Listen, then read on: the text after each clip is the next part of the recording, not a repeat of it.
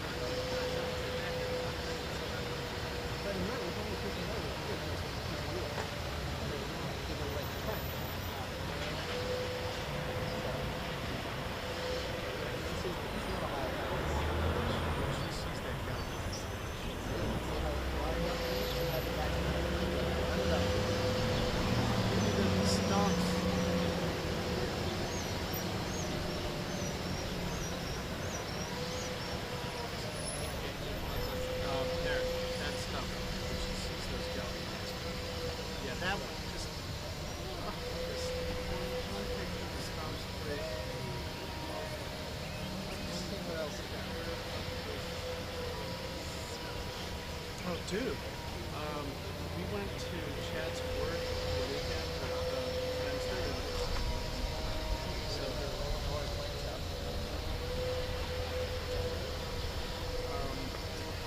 have you ever been to Longwood Gardens? Longwood Gardens? The stumps. I've been there. No, you just... I know, I want to see what else you got going on.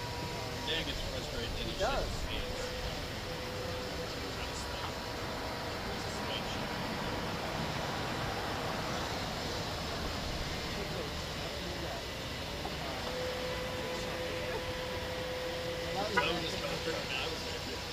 Apparently it went out late. He said handed me all. That's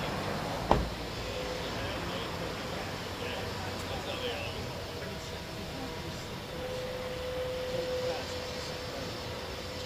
Yeah, yeah. Oh, it's just, they're literally Neanderthals. I mean, you know that. $25 for it. Why?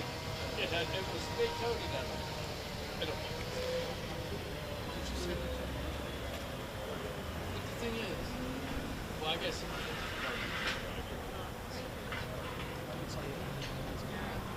That would be a good option.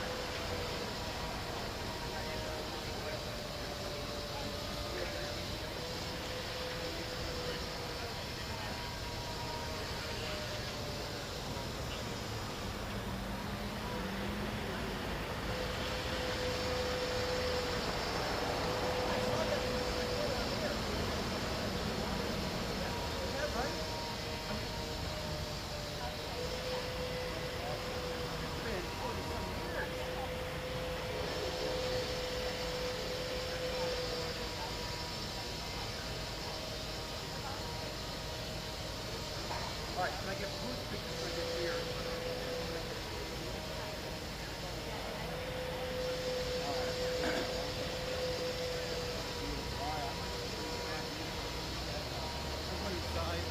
Yeah.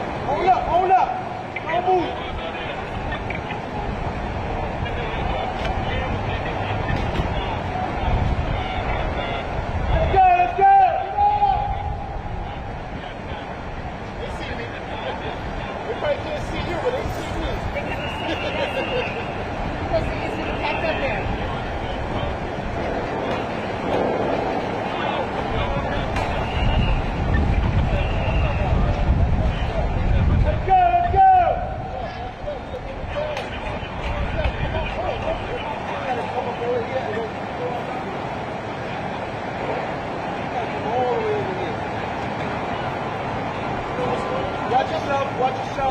We'll come back here and watch the show.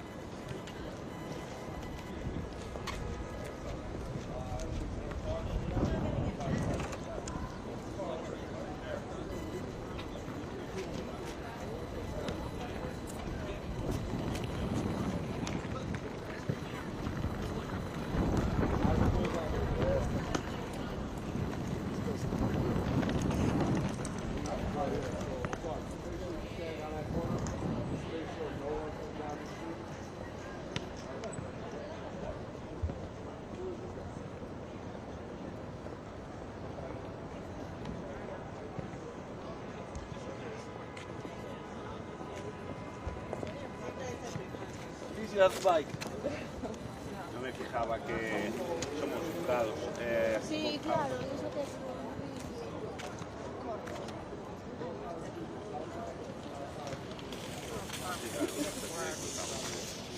Ay,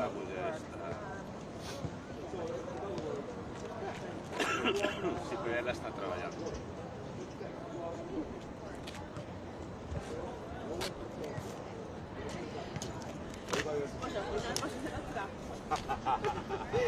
Yo no puedo poder elevarlo, con mechón. Gracias, está bien, está hablado todo.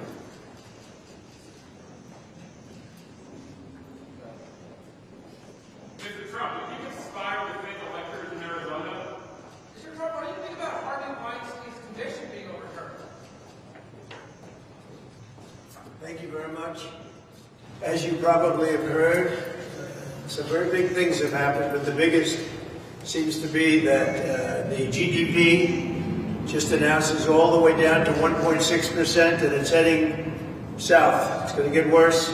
Gas prices in California were just also announced at $7.60. Gasoline is going way up.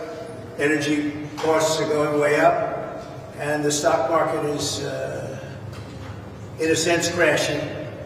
The numbers are very bad. This is Bidenomics. It's catching up with him. It's lucky that it's catching up before he leaves office as opposed to after he leaves office. But this is Bidenomics. It's destroying our country at the border, destroying our country with other countries. They no longer respect the United States. The dollar's in tremendous trouble in terms of currency. This is going to be the standard, and it's going to be the standard with me. With Biden, you're going to lose. The dollar is the standard. That'll be like losing the biggest war we've ever lost. And it's a shame, but it's all the way down to 1.6, and I'll tell you, nobody thought that would be possible, and it looks like it's heading down from there. So that's very bad news. This morning I met with great people, construction workers, some Teamsters, and other unions, and some not in unions, and we had a fantastic morning. You were there, some of the press was there. Great show of support. As you know, some tremendous polls came out over the last 24 hours where we're up in all of the swing states and up nationally. But one came out where we're down very little in New York. New York traditionally isn't won by Republicans anymore. It used to be 50 years ago, but not anymore. And I think we have a good chance of winning New York. We're going to give it a big play. We're going to the South Bronx to do a rally. We're going to be doing a rally at Madison Square Garden, we believe. We think we're signing Madison Square Garden to do it. We're going to have a big rally honoring the police and honoring the firemen and everybody, honoring a lot of people, including teachers, by the way. We're honoring teachers because teachers have been very badly aligned with some very poor leadership. But we'll be honoring the people that make New York work, and we'll be doing a number of large rallies. It'll be very exciting. But we think we have a real good chance of winning New York. And again, the swing states, we're leading in every one of them, and by a lot, not just by a little, by a lot. But the big news today, I think, is the 1.6%. When you look at 1.6 GDP, that's a number that nobody thought was possible. That's a real bad number. And it looks like the projections are it's heading in the wrong direction. And that's why the stock market's down so big today. So in the meantime, I'm at this trial. My constitutional rights have been taken away from me. But every single expert, every legal scholar, every respected scholar has said this is no case. There is no case here. This is just a political witch hunt. Thank you very much. How are you feeling about the Supreme Court argument in Trump? Are you able to miss the argument tonight? I think that the Supreme Court has a very important argument before it today. I would have loved to have been there, but this judge would not allow that to happen. I should be there, but he wouldn't allow it to happen. I think he puts himself above the Supreme Court, which is unfortunate, isn't it? But the argument on immunity is very important. The president has to have immunity. This has nothing to do with me. This has to do with a president in the future for 100 years from now. If you don't have immunity, you're not going to do anything. You're going to become a ceremonial president. You're just going to be doing nothing. You're not going to take any of the risks, both good and bad. I mean, you're going to make some great decisions and save the country, and you're going to make some decisions which are unfortunate, but that's the way it is. But you're not going to do anything if you don't have immunity, because otherwise you're going to be prosecuted after you leave office for doing something like going into an area, going into a country, doing lots of things that you wouldn't be doing. And we don't want a ceremonial president. We have to have a real president.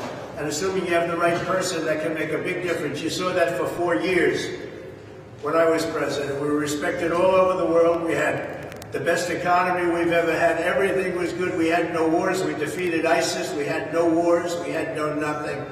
But we were respected all over the world. And now it's a disgrace. We also, by the way, had the single best border ever in recorded history of our country. We had the best border ever. We built 571 miles of wall. We were going to build 200 more miles, far more than I said we were going to build. But we had a country that was respected, and now we have a country that's a joke. It's being laughed at all over the world, and you have riots at all the universities. The only place that's locked down is this courthouse because they don't want any supporters here. They don't want MAGA here. They don't want anybody, and this thing is locked down like a buttoned-up vest, and it shouldn't be. If they did the same lockdown in Columbia, NYU, and the colleges and universities, you'd have no problem whatsoever. But there, you can put tents up, you can stay as long as you want. But this courthouse is locked down. There's not a person within 5 blocks. They have more police here than, and I call them New York's finest because that's what they are. And they don't want to be doing this either. They'd like to be straightening out conditions, and they'd like to be at the colleges and making sure that they don't have what's happening, because what's happening at the colleges is a disgrace. All over the world, people are laughing at us. This is the worst run country right now, probably anywhere, just about. You don't get much worse. We have a president who's a disaster. We have a president who's the worst president in the history of our country. All you have to do is look at the millions of people coming in from prisons, from mental institutions, and terrorists. They're coming in at levels we've never seen before. So I'm going to go in now and sit in front of a case, election interference. This is the way they think they're going to get elected. But I guess, based on what I'm looking at, it's driving up my poll numbers, not driving them down. Thank you very much. What did you have the charges in Arizona, Mr. President? When was the last time you spoke with Mark Meadows? Does Boris still work for you?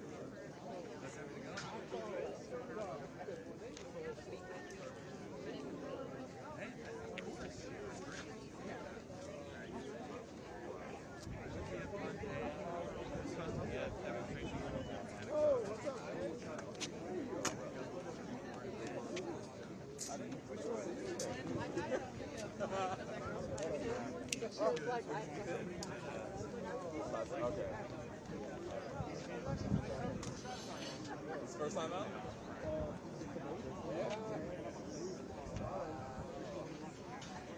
When did you go back home?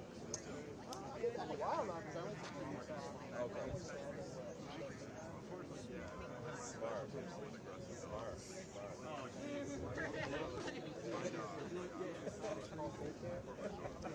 Thank you. It's good to see you. Right. Wait, those are per kid. Yeah, right. She's a baby. Oh, God. It is.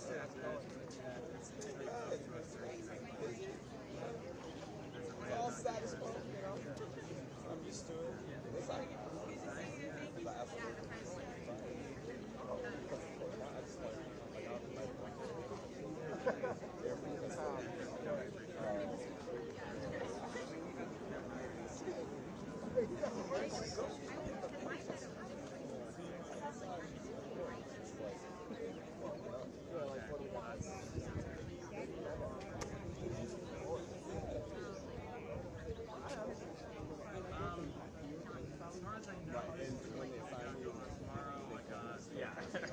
and again, he was very out of it.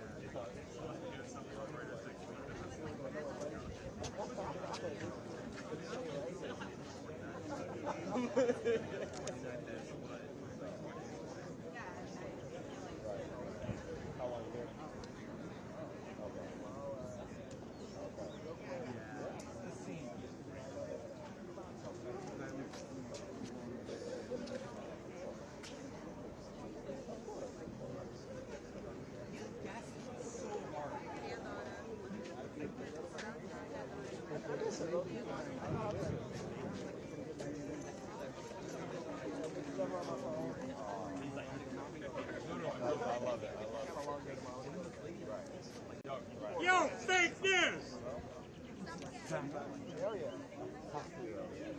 What's up with fake news? Reuters is fake news. Fox is right? Fox isn't always right. Yeah, they got 3 films. What? 787 million. For lying. And they paid it. Yeah, and for lying. I don't know about that. CNN gets fined for lying? No. I don't know about that either. Yes, you do. But CNN's if you don't know about it, you shouldn't be holding a sign then. But a lot of the stuff is fake news that they talk about. Oh, yeah. And Trump who was pleading to inquire fake news, as we've seen in the trial, is okay. So did Hillary. Hillary had no access to the inquiry. Maryland.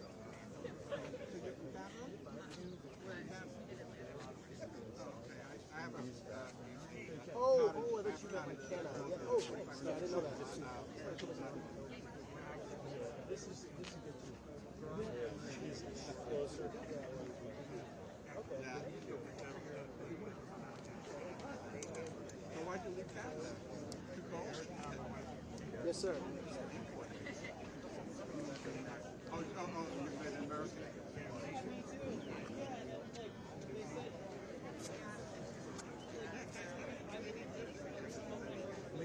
Especially if you like white.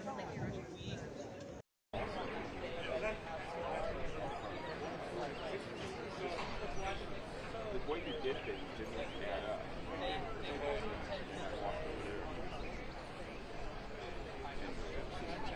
I wouldn't totally put it past somebody.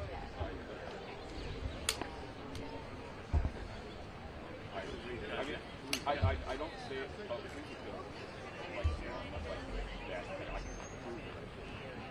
So Right, you don't want to sound paranoid. Yeah, I don't. You sound very intense every month and then you get totally crazy. Yeah, but like this is good example. This guy, for somebody who's in that position, he looks to put the sign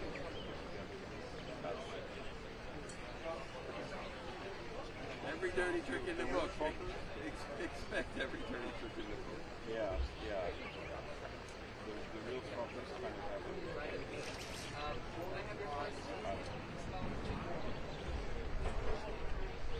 it's possible. So, I mean,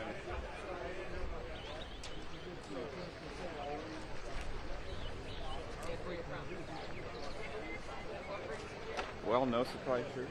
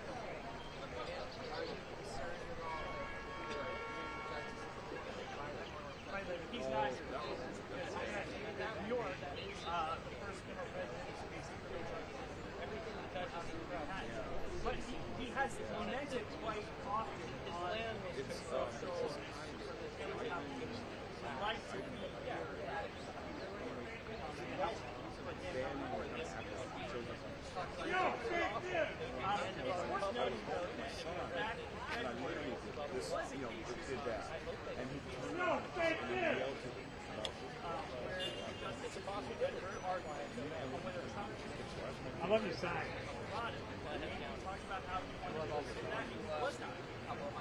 Yo, fake news! Like, what's up with fake news? Fake news! Yo, fake news! What's up with fake news? What's up with fake news? Yo, fake news! Yo, fake news! Like, what's up? Yo, fake news! Yo, fake news! So you probably hear the heckler. Florida. Yo, fake news!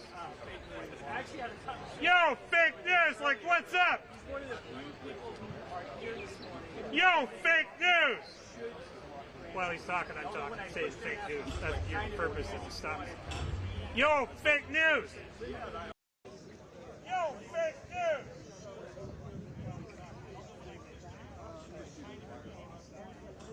Yo, fake news! Yo, fake news! Like, what's up? Yo, fake news! Like, what's up with fake news? Yo, fake news! Yo, fake news! Yo, fake news! Yo, fake news! Like, what's up? Fake news! Yo, fake news! Got a lot of unhappy people with the media. There are no out here. They're making their. Yo, fake news! Yo, fake news! Yo, fake news! Ni hao. Yo, fake news! I'll talk to you in a minute. Yo! Yo, fake news! Yo, fake news! Yo, fake news! Yo, fake news! Yes, I was going to say, Yo, fake news! Good morning, everybody. Thank you so much for coming out. If you're volunteering with women, Yo, fake news! get started over here. So when they come over to the Yo, stage, fake news! and we will go ahead and get you set up and get started for our day. Sound the alarm. Let everyone know that justice can't wait. We cannot allow justice to wait. So we have democracy destroyed. If you're here with Women's March, come over with us to the stage left in front of the court, and we'll go ahead and get started. Making noise. Thank you so much for coming out, everybody.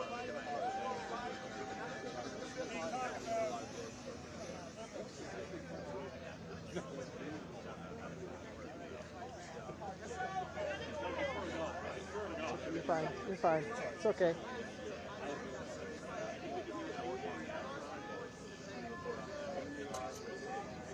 Yo, fake news!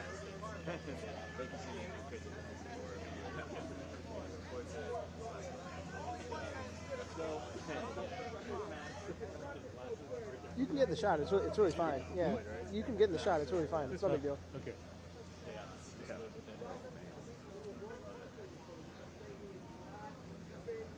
Oh, I love your babies!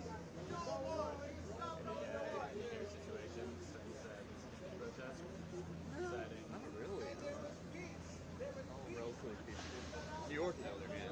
It's gone. It's crazy there, but here. We'll see. You know, I started to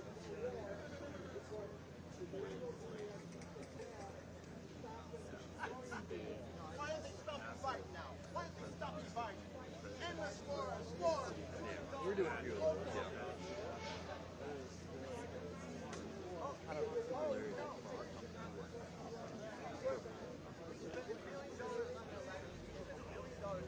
Like, I hope we don't ever all meet. Paul Manafort, Trump's aide, was the one who put the communist sympathizing person in power before they overturned him. Obama spent $1 billion in that election. Look it up. Baloney. Look it up. Yeah, look it up in what? Fake news? Just type in a Google search right now. How much money did Obama spend electing Zelensky? Ask. He didn't spend any money. There's no money Look there. it up. Don't take my word for it. Yeah, where do you look it up? You give me a site and a source. Google. Just do Google. I don't want to color your search. Yeah, just Google what? Google what? Fox News? No. Fox News, who's already been sued almost $1 trillion I didn't say for Fox News. I didn't say telling. Fox News. So what's your source? What's your source? Drudge is an aggregate. It has 50 different... Drudge. No. That's where I got it, and then I started researching it Yeah, from there. right. Look it You up. have a PhD in history and research, I guess, right? Look it up.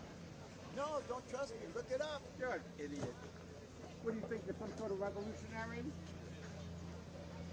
The real revolutionaries be turning in their graves right now by the way Trump is handling things. I mean, he took top secret documents, put them in his bathroom and in the hallway.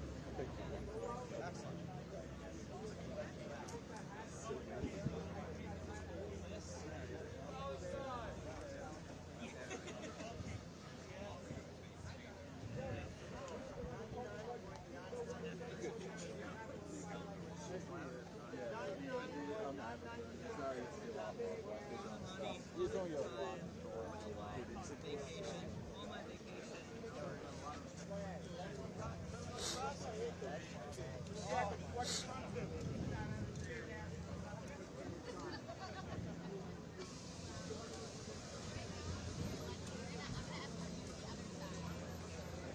going on over here?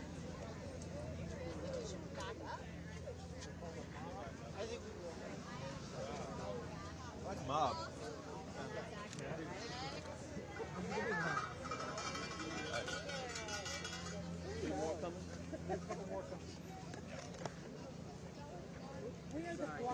There's no rush. Well, breaking news. I'll elbow our way in.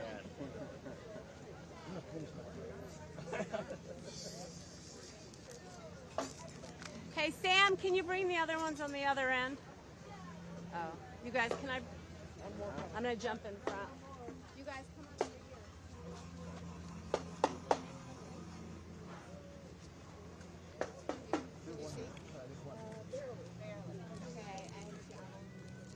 All right. Hey, everybody, can we back up, please? It's going to be fine. Just back up.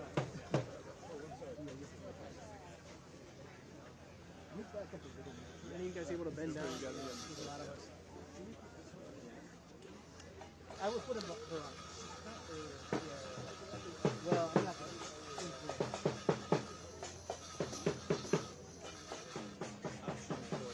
Yeah. If I were you, I'd put her on that. So. Yeah. She's a little cramped. Why don't we not set it up? Hold on. Why don't we leave it alone? I'm shooting for that. Of course.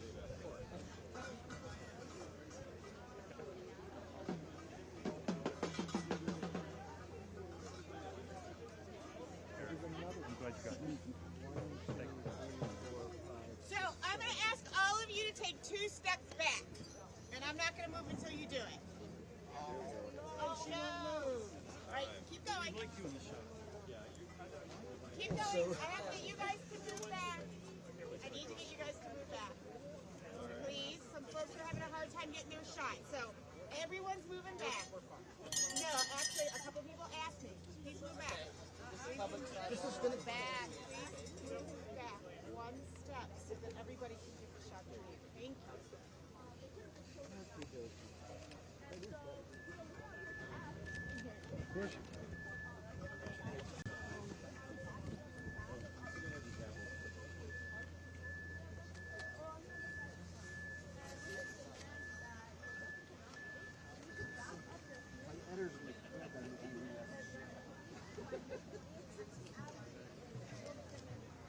Be nice if we could get a little more expression.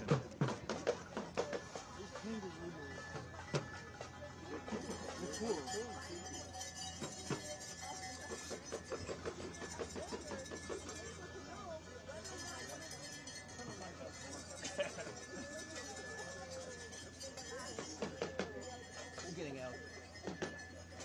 Francis, you're leaving this photo on? What if it changes? You're going to keep the road.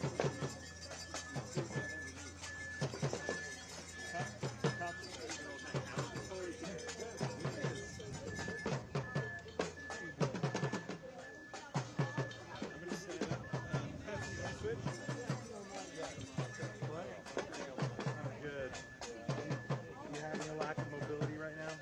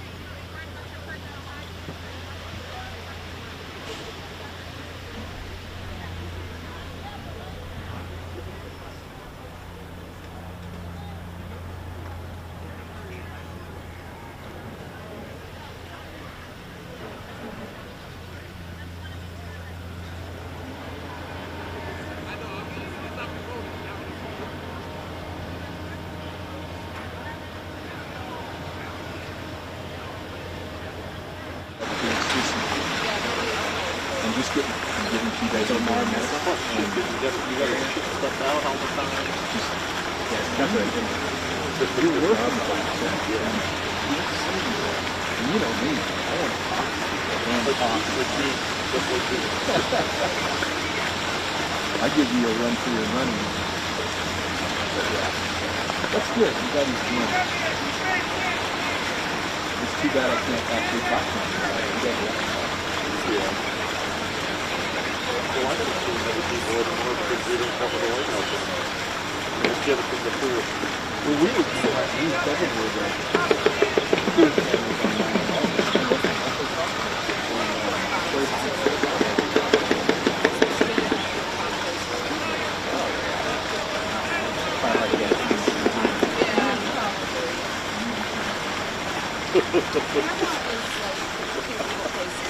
Well, I bet you remember that. I was in this and covering a hearing at 2:15 March, and we saw everybody leaving. I'm like, let's walk on the cameras, let's go. So as soon as we exited Boston, the plane had just hit the Pentagon, and the smoke had blown into the city, so we were all confused. But remember the state department? Would you say more of the things are like the state more north, like Del Mar? It smelled like diesel. Or is it all more like smell it every day right by the airport. I try to get all my air. So do you go to? Oh, remember you used to have that. You had that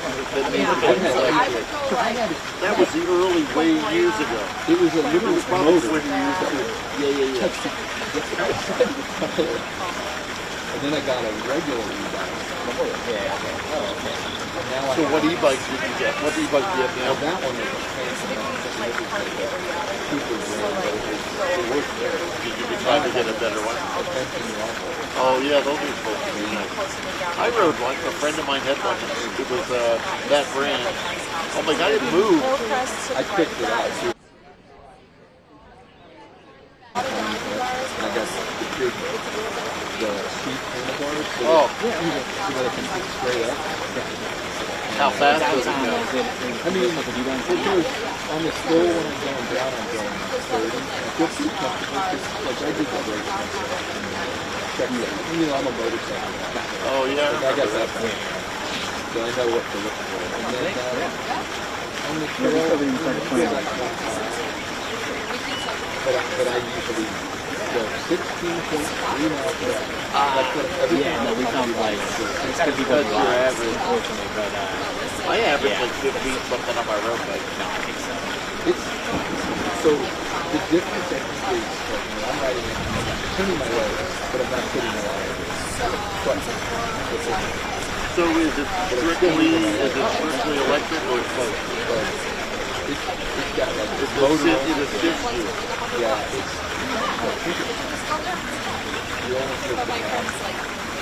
the one I have, you can push the lever and go, or you can pedal in there.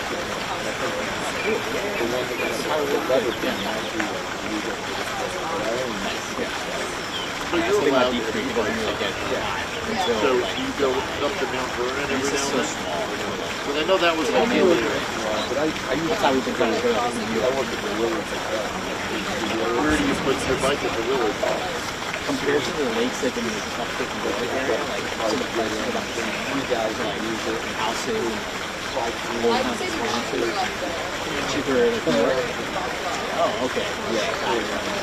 So how many days a week do you work at the Willard? 3 or 4. Yeah. You're like kind of like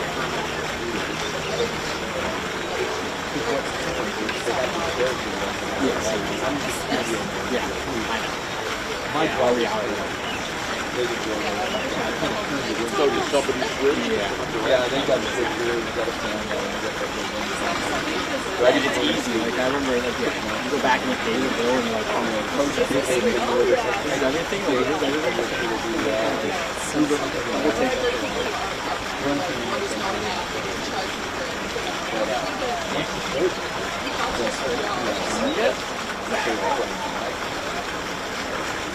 We went to Portugal and the prices there in terms of like going out there and that's just wine. So having like an appetizer for you. I don't think I'd broke like and then when I bring stuff it's just like it's on my cousin and like I was like you go out, I mean you're gonna like she wants to come visit DC and like New York and I'm like I mean, you do want to visit, but it's like, just be ready to be remember the museum used to do stuff all the time.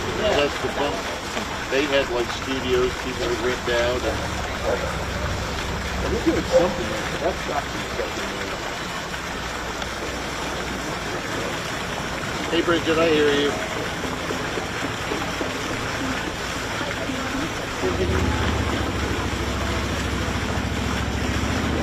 So Bridget, I'm just in position for the, 3 hours. We're going to set up for the stakeout. Okay. What is it? It claims to be what they call pocket. That's the thing I was because the rest of it's easy. Like, people walk up, and zoom.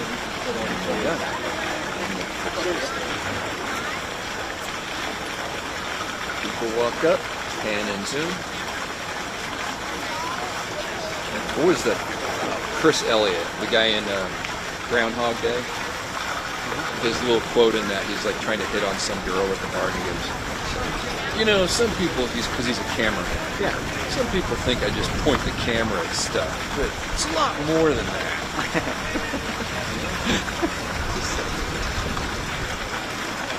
What a great line.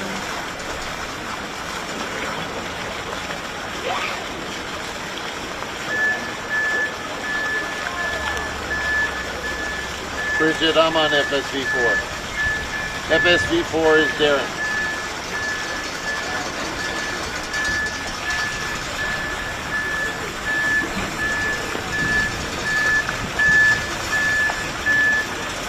It's a little chilly today. I'm on blood thinners too, so I'm like. Oh, you are? I'm on blood thinners. My downtime. Maybe that would be that. This thing literally showed up on my porch last night because I was buying a coat trying to get a deal at the end of the season.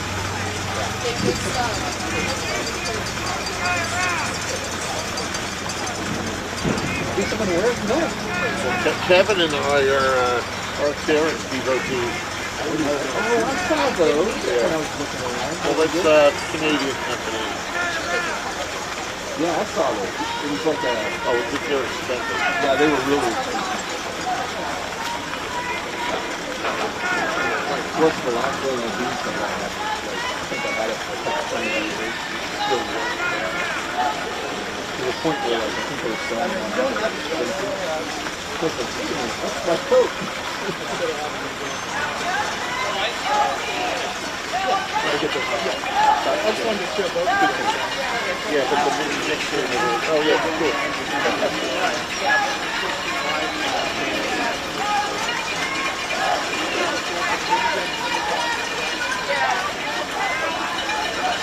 Where's the malt? Okay. You gonna plug in, man? There's still both. I have a splitter. I know, but the thing is, they're getting it from you. But they want me too.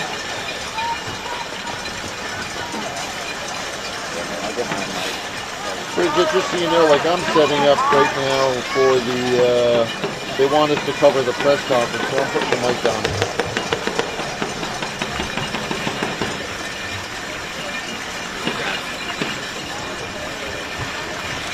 You need a screwdriver? I think I'm going to grab some tape.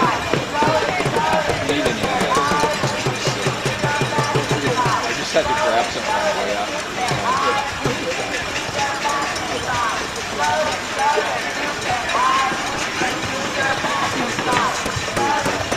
And I was going to say, if you need to tape it to mine or something, I think it's pretty solid.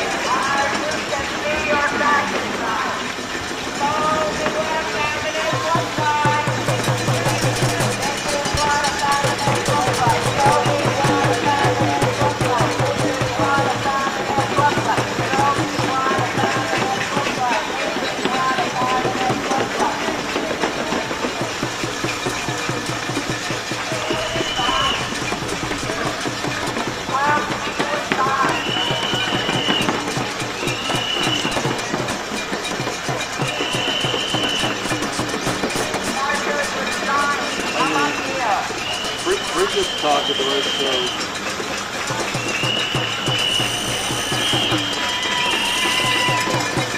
Yeah, I hear Bridget. I hear Bridget. You don't have to talk to her. I hear Bridget.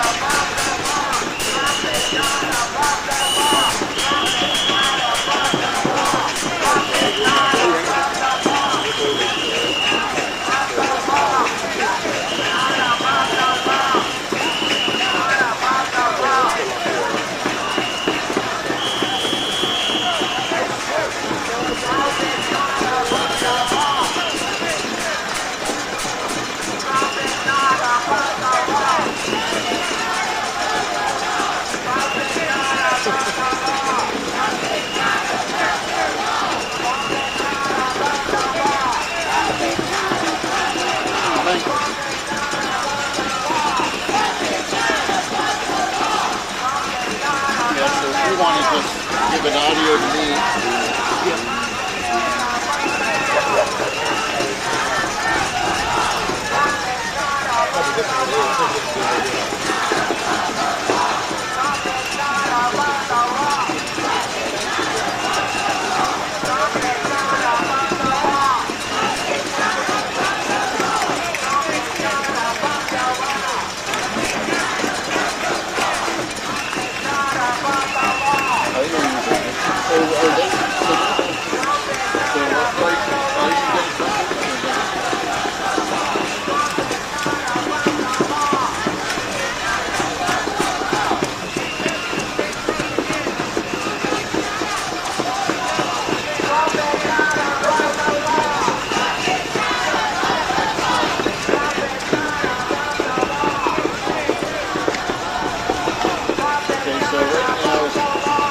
Set up for the, they want you to get this.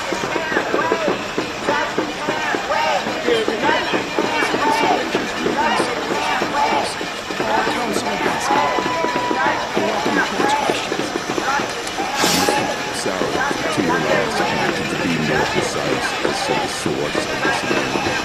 The source of the amendment is principally rooted in the executive vesting clause of Article Section. Does that mean?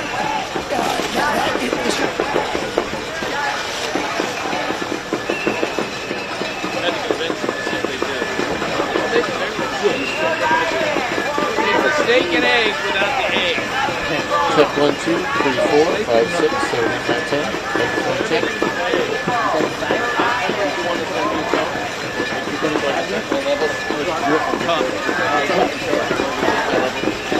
I was going to say, it's like that.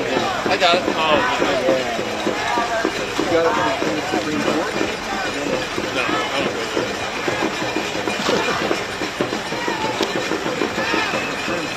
Sometimes they don't let you in. They probably are now, but I haven't tried. I think it was just that particular I gave it.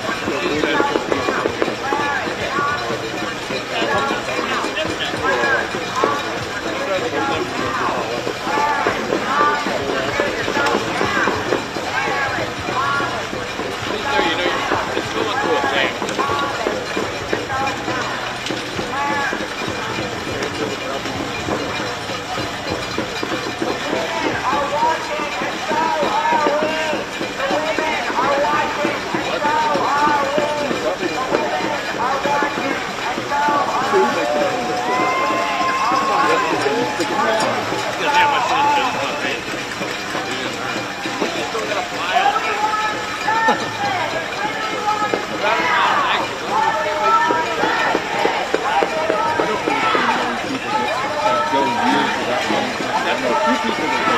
Yeah, you know why.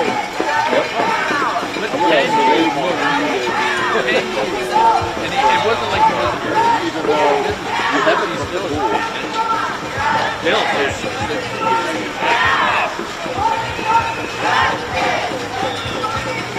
so if we want to stop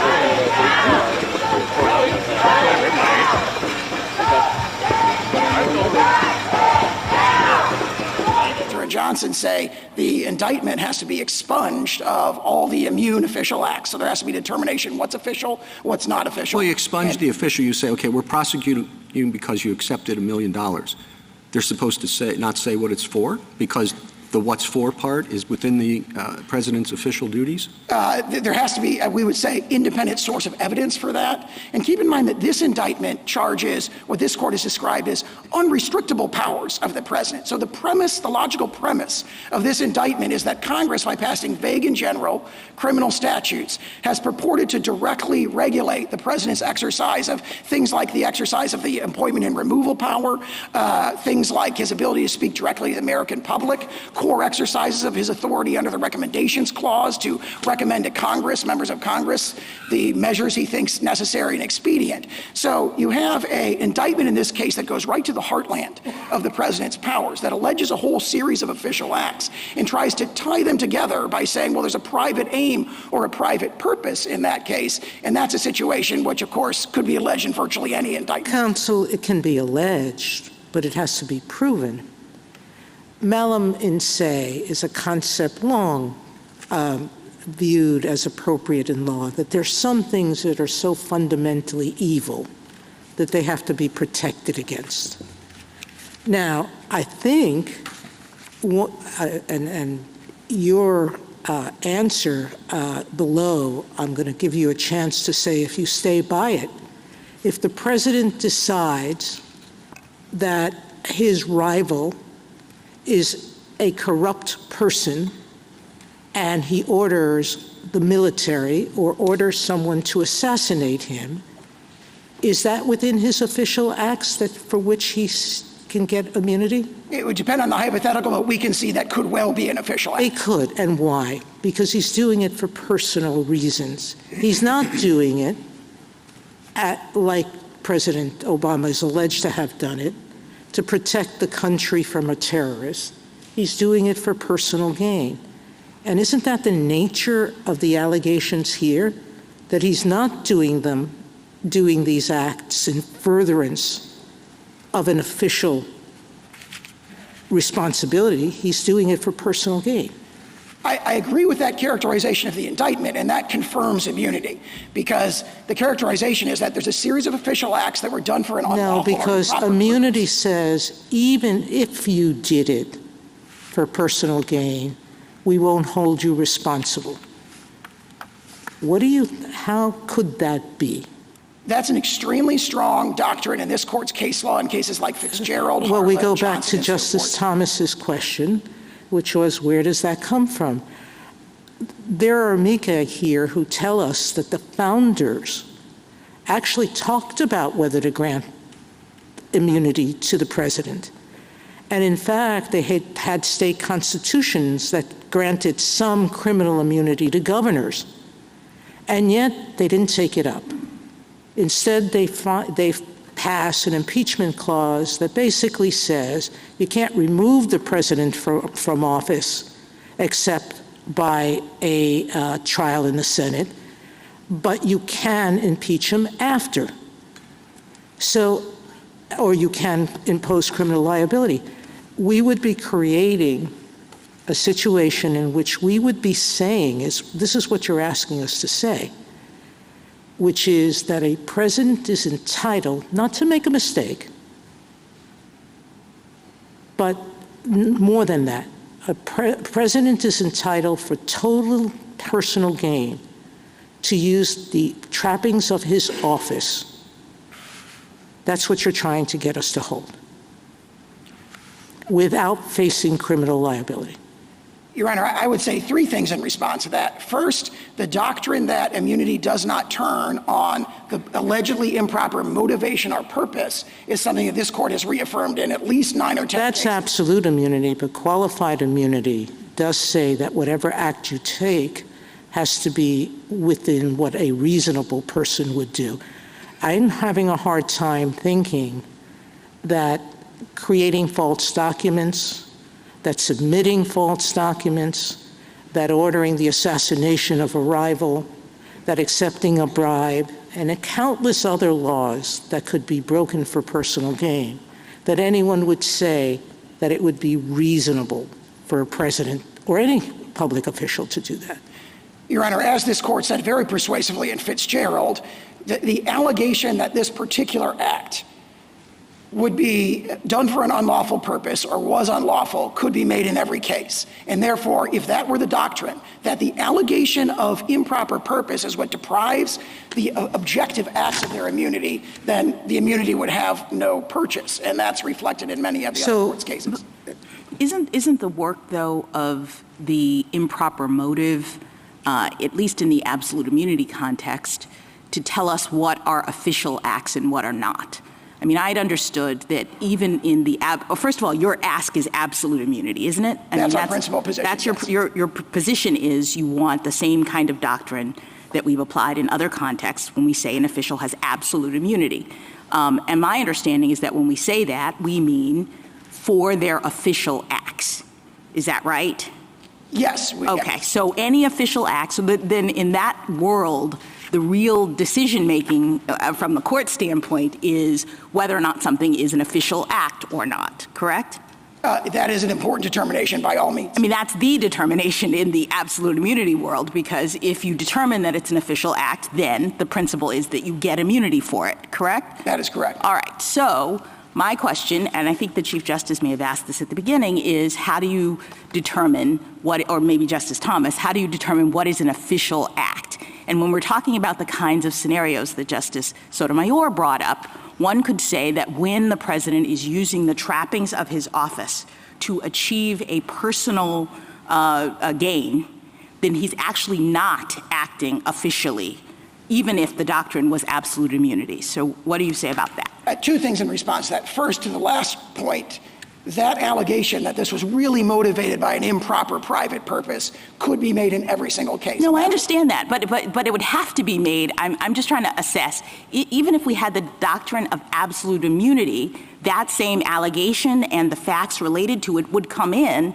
because the person would be arguing that he was not acting in his official capacity. He wasn't doing something official. He was doing it personal, correct? I agree. The objective, or I'm not sure I agree, but the point I would make in response to that is in Fitzgerald against Nixon, this court emphasized that would result in an intrusive discussion or determination of the president's personal motives for every official act. And again, this is not just in the case of the presidency. All right, can I just ask you another quick question before my colleagues take it over here?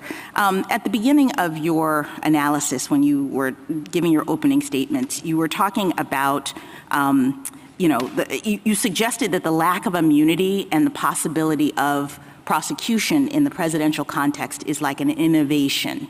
And I understood it to be the status quo. I mean, I understood that every president from the beginning of time, essentially, has understood that there was a threat of prosecution, if for no other reason than the Constitution suggests that they can be prosecuted after impeachment. That, the Office of Legal Counsel has said forever that presidents are amenable to a threat of prosecution, and they have continued to function and do their jobs and do all the things that presidents do. So it seems to me that you are asking now for a change in what the law is related to immunity. I would quote from what Benjamin Franklin said at the Constitutional Convention, which I think reflects best the founders' original understanding and intent here, which is at the Constitutional Convention, Benjamin Franklin said, "History provides one example only of a chief magistrate who was subject to public justice, criminal prosecution, and everybody cried out against that." No, I understand, but since Benjamin Franklin, everybody has thought, including the presidents who've held the office, that they were taking this office subject to potential criminal prosecution, no? I don't. I see the opposite. I see all the evidence going the other way. Marbury against Madison, Mississippi against Johnson discussed this broad immunity principle that naturally. So what was up with the pardon? What was up with the pardon for President Nixon? I think that if everybody thought that presidents couldn't be prosecuted, then what was that about? Well, he was under investigation for both private and public conduct at the time, official acts and private conduct. And I think everyone has properly understood that the president, since like President Grant's carriage riding incident, everyone has understood that the president could be prosecuted. Counsel, on that score, there does seem to be some common ground between you and your colleague on the other side, that no man's above the law, and that the president can be prosecuted after he leaves office for his private conduct. Is that right? We agree with that. And then the question becomes, as we've been exploring here today, a little bit about how to segregate private from official conduct that may or may not enjoy some immunity. And I'm sure we're going to spend a lot of time exploring that.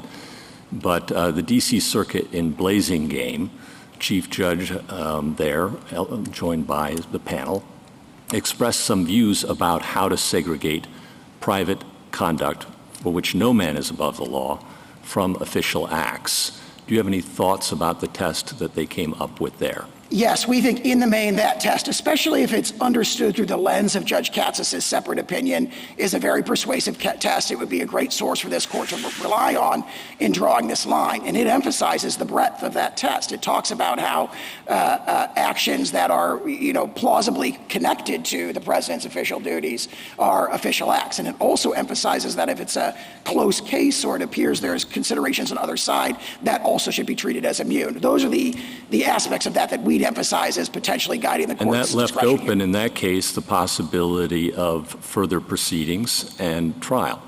Exactly right. And that would be a very natural course for this court to take in this place. The court can and should reverse the categorical holding of the D.C. Circuit that there's no such thing as official acts, especially when it comes to... But you'd agree further proceedings would be required? That is correct. There would have to be, and I would point the court to Anderson against Creighton, where the court said there'd be kind of two stages of these further proceedings. There's looking at the indictment itself, or in that case it was a complaint, but look at the charging document itself and see whether on the face of it this is alleging official acts, and if not, or it can't be determined, then there'd be a factual proceeding. And all that under Mitchell against Forsyth and so forth would have to occur before any other proceedings in the district. Mr. Sauer, go ahead.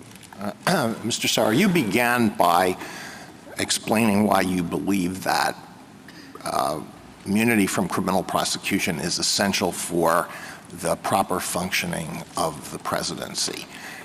But my question is whether the very robust form of immunity that you're advocating is really necessary in order to achieve that result. So just to take one possible alternative, suppose the rule were that a former president cannot be prosecuted for official acts unless no plausible justification could be imagined for what the president did, taking into account history and legal precedent and the information that was provided to the president at the time when the act was taken. Would that be sufficient, or if it is insufficient, why would it be insufficient? That might be a much better rule than what emerged from the lower courts here. We think it would be insufficient because, again, that long line of cases talking about using the president's motives and the intrusive consideration of the president's motives as transforming acts to official and unofficial would come into play. And of course, once you can make that allegation, all of a sudden you've opened the door. You no longer have a per se clear bright line rule. You have a determination in every single case. Well, what if it were not? What if it did not involve any subjective element? It was purely objective. You would look objectively at the various relevant factors. That sounds to me a lot like Blazing Game, and especially viewed through the lens of Judge Katsas' separate opinion, and that may not be different than what we're proposing to the court today. Well, Blazing Game had to do with the difference between official conduct and private conduct, right? That's correct. I understood the court to be asking that. No, this would apply, and just a possibility. I don't know whether it's a good idea or a bad idea, or whether it can be derived from the structure of the Constitution or the vesting clause or any other source. But this would be applied in a on purely objective grounds when the president invokes an official power in taking the action that is at issue. Yes, I believe the reason I think of Blazing Game is because it talks about an objective, context-specific determination to winnow out what's official and what is purely private conduct. And again, with a strong degree of deference to what I'm sorry. If I understood Justice Alito, he's suggesting not that. He's suggesting whether, even if it is an official act, whether you still grant immunity if that act is not plausibly viewed as within the realm of law. He can correct me if I'm wrong. That was the question. That, I think, would be a superior rule than the categorical denial that emerged in the trial court here. I do think it would be. I'm not quite sure why he used the word plausible, because that seems to negate, might as well give absolute if you're saying plausible, because anybody could argue plausibility. We don't even require plausible. We require reasonable in qualified immunity. So. Well, I mean, one might argue that it isn't plausibly legal to order SEAL Team 6, and I don't want to slander SEAL Team 6 because seriously, they're honorable officers, and they are bound by the Uniform Code of Military Justice not to obey unlawful orders. But no, I think one could say that it's not plausible that is legal, that action would be legal. And I'm sure I've thought of lots of hypotheticals. I'm sure you've thought of lots of hypotheticals where a president could say, I'm using an official power, and yet the president uses it in an absolutely outrageous manner. That, if we're an objective determination, may well be an interesting approach to take. So apply it to the allegations here. What is plausible about the president assisting in creating a fraudulent slate of electoral candidates? Assuming you accept the facts of the complaint on their face, is that plausible that would be within his right to do? Absolutely, Your Honor. We have the historical precedent we cite in the lower courts of President Grant sending federal troops to Louisiana and Mississippi in 1876 to make sure that the Republican electors got certified in those two cases, which delivered the election to Rutherford B. Hayes. The notion that it's completely implausible, I think, just can't be supported based on the face of this indictment or even knowing that the slate is fake. Knowing that the slate is fake, that they weren't actually elected, that they weren't certified by the state. He knows all those things. The indictment itself alleges, I dispute that characterization. The indictment affixes the word label to the so-called fraudulent electors. It affixes the word fraudulent, but that's a complete mischaracterization. On the face of the indictment, it appears that there was no deceit about who had emerged from the relevant state conventions, and this was being done as an alternative basis. But I want to address a more higher level point, a fundamental point, which is that, as Justice Alito's question indicated, there's a whole series of structural checks other than criminal prosecution that are designed to deter these kind of, outlandish scenarios or extraordinarily obviously illegal things. And that's been viewed in this court's opinions going all the way back to at least Martin Where against do you Mott. think the D.C. Circuit went wrong in how it determined what was official versus what's personal? Well, I read the opinion below in this particular case as adopting a categorical view. It does not matter is the logic of their opinion, because there is no immunity for official acts, and therefore, that's the end of the story. I don't really think they went wrong in Blasingame in the civil context when they engage in the same determination with respect to what's official and what isn't official. There, we agree with most of what that opinion says. And for some official acts that are not within the Article 2 exclusive power, okay, so official acts but not within the Article 2 exclusive power, even for those, I assume you would think that a clear statement has to be required, a clear statement in the statute covering the president if the president's official acts are going to be criminalized. Absolutely. Obviously, the issue is, at the highest possible level when it comes to the unrestrictable powers, like as in this indictment, the allegation. Well, I'm assuming the exclusive powers are walled off and can't be prosecuted before there's a lot of official powers that are not exclusive to the president under his Article 2 authority. But for those, I understood you to be saying at a minimum there would need to be a clear statement in the statute referencing the president so that the president's on notice and can conduct himself or herself accordingly. That's absolutely correct, and that'd be consistent both with Franklin and Public Citizen and cases, a long series of other clear statements. Can I follow up on that? Ask you, Go ahead. Go ahead. So you concede that private acts don't get immunity? We do. Okay.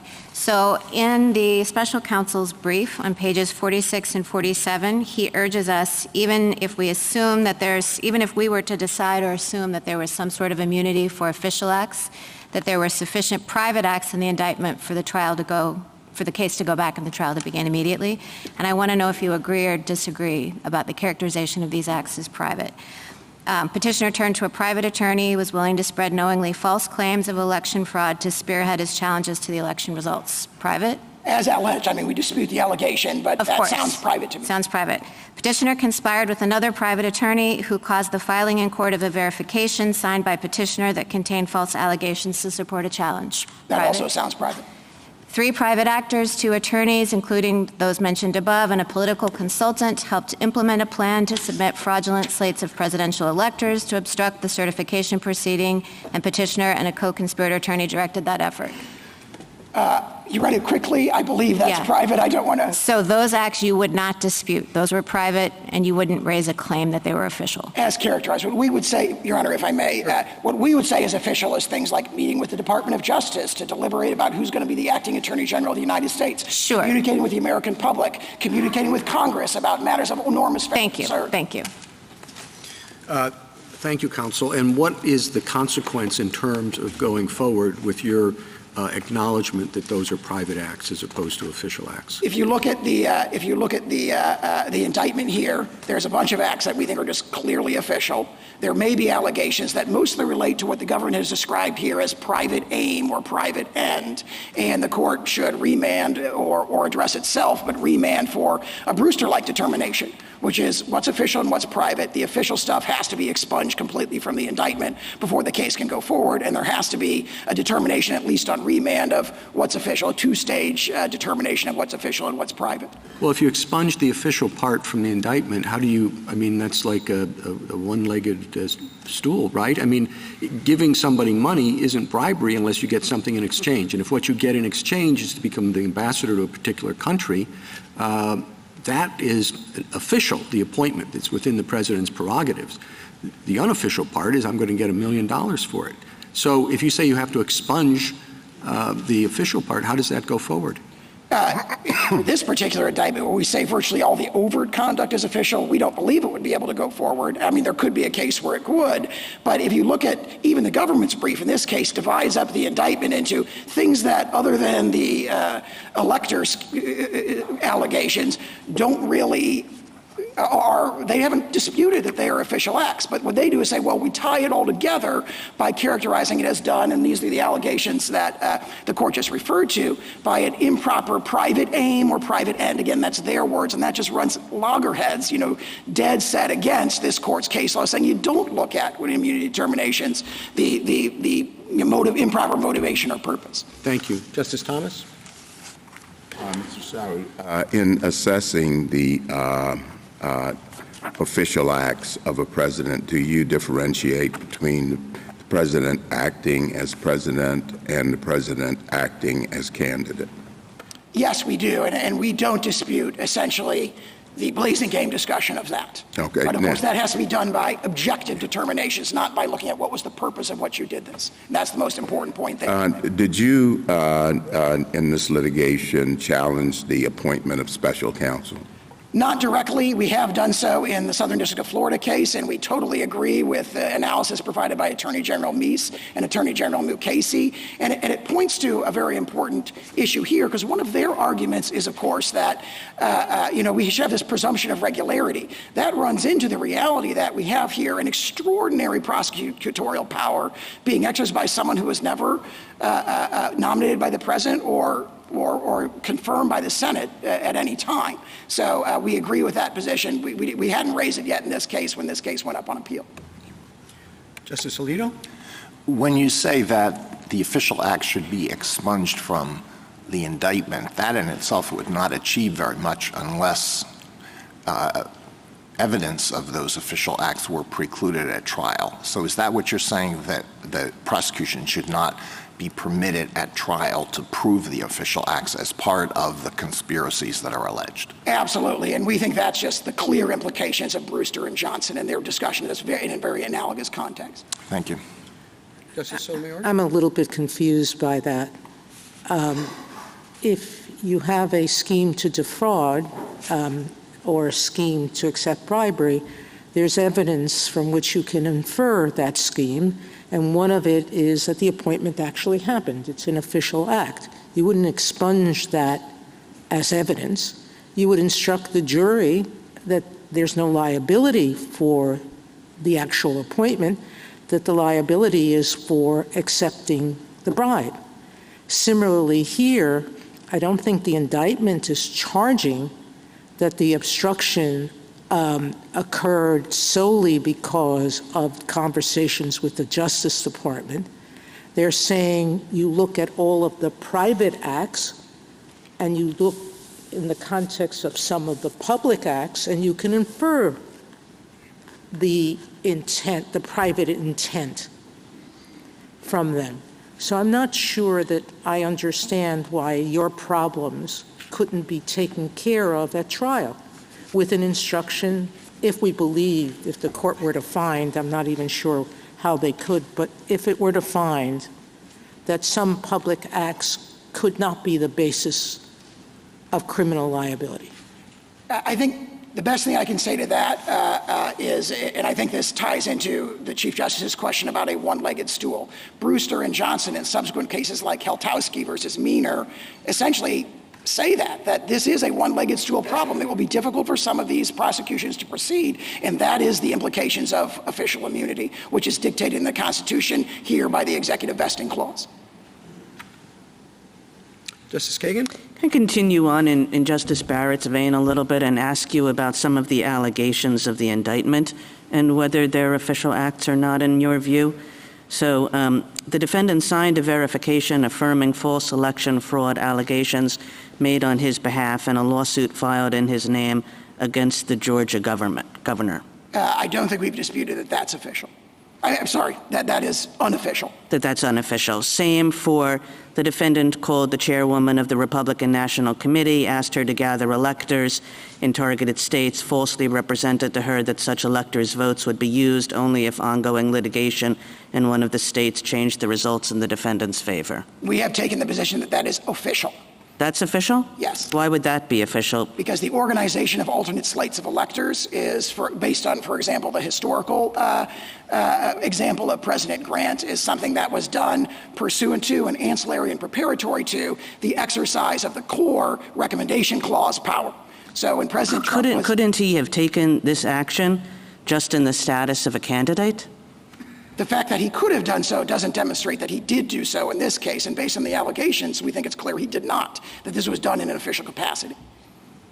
The defendant asked the Arizona House Speaker to call the legislature into session to hold a hearing based on their claims of election fraud. Absolutely an official act for the president to communicate with state officials on a matter of enormous federal interest and concern, attempting to defend the integrity of a federal election, to communicate with state officials and urge them to view what he views as their job under state law and federal law. That's an official act. Well, attempting to defend the integrity of the election, I mean, that's the defense. The allegation is that he was attempting to overthrow an election. Essentially, exactly right. And neither allegation of what the purpose is should make a difference as to whether it's immune. That is extremely strong precedent from this court.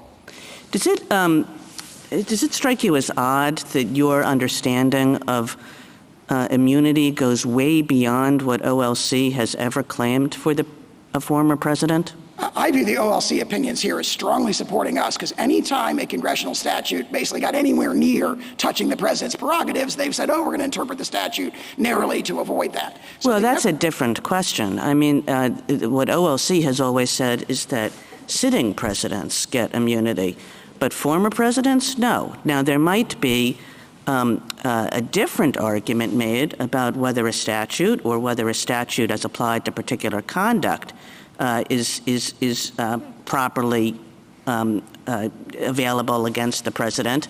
But that's a very different argument than the immunity claim that you're making here, which OLC has definitively not supported. I don't know if I put it that way. I don't recall an opinion directly addressing it, but more fundamental to us, Your Honor, is in fact the language of cases like Marbury and statements like made by Benjamin Franklin at the Constitutional Convention, statements of George Washington talking about the massive risk of factional strife and how that could destroy the republic and erect a new government on the ruins of public liberty.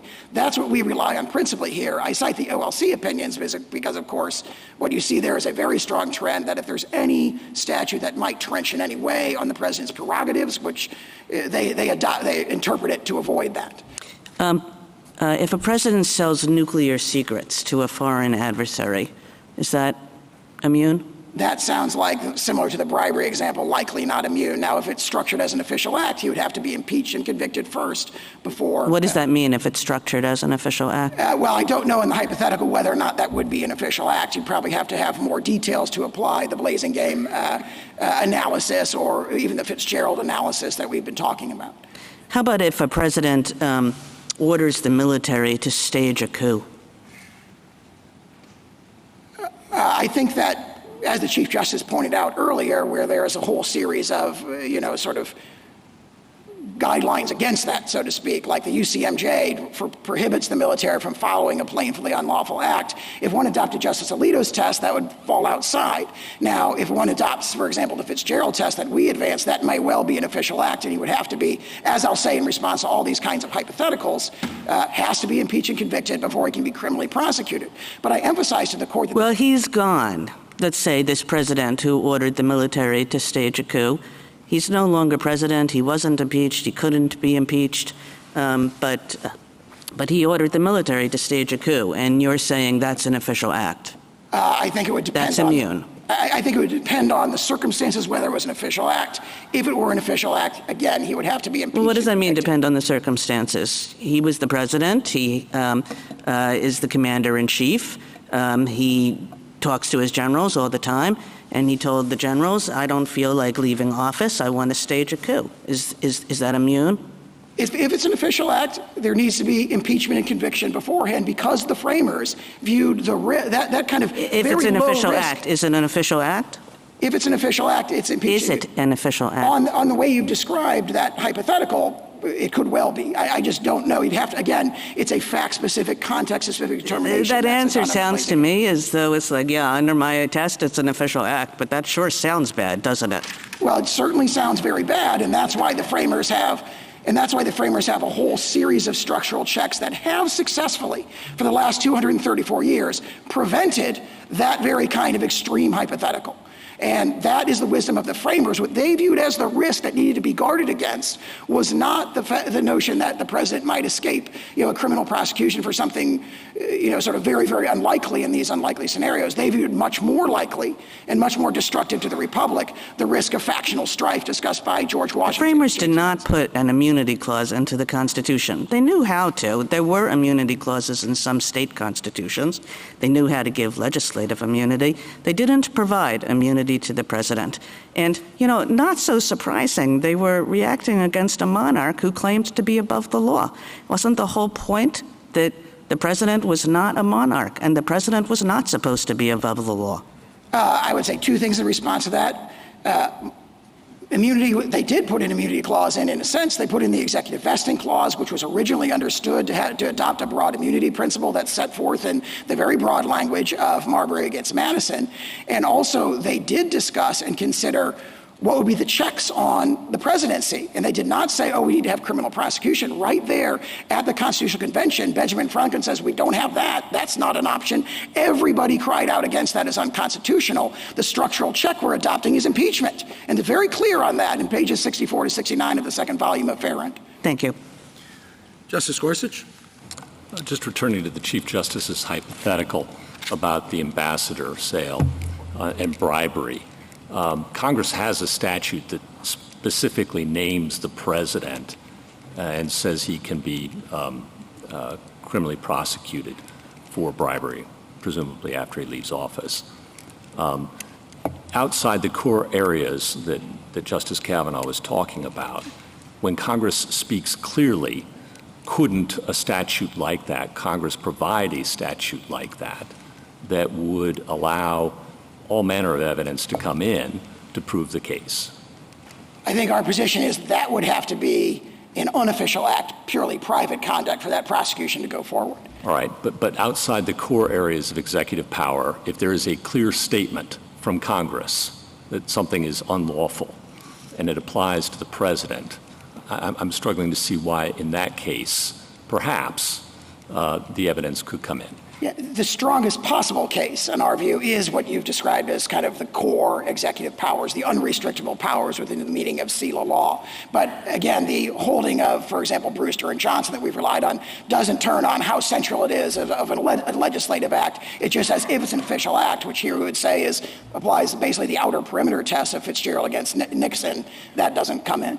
What would happen if presidents were under fear that their successors would criminally prosecute them for their acts in office, whether they're engaged in drone strike, all the hypotheticals? I'm not going to go through them. It seems to me like one of the incentives that might be created is for presidents to try to pardon themselves. Do you have any thoughts about that? That is, didn't think of that until Your Honor asked it. That is certainly one incentive that might be creative. What we think is most important. We've never answered whether a president can do that. Happily, it's never been presented to us. And if the doctrine of immunity remains in place, that's likely to remain the case for those very issues. As Fitzgerald, I think, very powerfully emphasized, the real concern here is there going to be bold and fearless action? Is the president going to have to make a controversial decision where his political opponents are going to come after him the minute he leaves office? Is that going to unduly deter? Is that going to dampen the ardor of that president to do what our constitutional structure demands of him or her, which is bold and fearless action in the face of controversy? And perhaps if he feels he has to, he'll pardon himself every 4 years from now on. But that, as the court pointed out, wouldn't provide the security because the legality of that is something that's never been addressed. Now, one of the checks and balances, in addition to impeachment that you've discussed, is subordinate liability. You don't contest that everybody following an unlawful order beneath the President of the United States can be immediately prosecuted, do you? I'm sorry, if the court is asking whether they could be... If the president gives an unlawful order, call in the troops, all the examples we've heard, every subordinate beneath him faces criminal prosecution, don't they?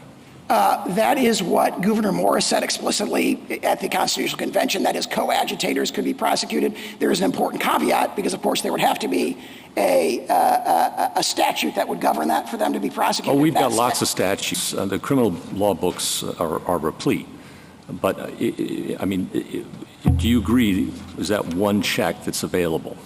Absolutely. And again, the only caveat that I was making is if that statute was doing what Marbury says you can't do, which is going after the subordinates to restrict, for example, a core executive function, the Franklin Clear Statement Rule might be triggered, and you might not be able to go after that president. So I don't think Congress can say, well, we can't go after the president directly, but we're going to criminalize the way that the president speaks to Congress under the exercise of the Recommendations Clause, and therefore we're going to put in a criminal statute that says if you provide false information to Congress in carrying out the president's recommendation powers, you can be immediately prosecuted. That would at least be a very difficult question. But the fundamental point of drawing that distinction between the president himself and his coadjutors, in the word of Gouverneur Morris of the Constitutional Convention, is an excellent distinction. Justice Kavanaugh? Just follow up on the OLC opinions question. As you read them, and I think I read them, they articulate a clear statement rule as to this court's cases for covering official acts. And your point, I think, but I just want to underscore this, is that none of the statutes alleged here or cited here have a clear statement covering the president, therefore meaning that the president can't be charged for any official acts under these statutes. That's absolutely correct. They're extended way beyond. I mean, that's separate from the question what's official versus what's personal, but for that bucket that is official, there's no clear statement, period. That's right. And as to purely private conduct, we don't think that clear statement rule would be invoked. But as to official acts, these statutes, the ones charged in the indictment, are just way far afield from purporting to criminalize in clear terms the president's official acts. And then just to clarify this, the president's not above the law, the president's not a king. The founders thought that. I think your point in response to that is the president is subject to prosecution for all personal acts, just like every other American for personal acts. The question is acts undertaken in an official capacity. That's correct. And even those, of course, if there was an impeachment conviction, could be prosecuted on our view. And we'd emphasize the whole series of structural checks in addition to that, which deter those and have successfully deterred presidential misfeasance for 234 years. Then on the source of immunity, it's not explicit in the Constitution, but also executive privilege is not explicit in the Constitution, yet in United States versus Nixon, the court unanimously said that the Article II executive power in the Constitution encompassed executive privilege, and the same principle presumably would apply to executive immunity being encompassed within that executive power as historically understood. That's absolutely correct, and there's a very telling passage in Free Enterprise Fund where this court talked about how there's a letter from James Madison to Thomas Jefferson at the time of the founding where Madison said, hey, as for the removal power, they did not expressly take this away, so the 1789 Congress understood that it was left in place. So if the original understanding of the executive vesting clause is broad enough to encompass that, it would have to be expressly taken away, which is the opposite of the presumption that they're advancing here. And then lastly, I think you've acknowledged in response to others' questions that some of the acts in the indictment are private, and your view is that some are official. Is it your position then that that analysis of which is which should be undertaken in the first instance by the D.C. Circuit or the district court? Most likely the district court under the logic of Anderson. Thank you. Justice Barrett? So, Mr. Sauer, you've argued that the impeachment clause suggests or requires impeachment to be a gateway to criminal prosecution, right?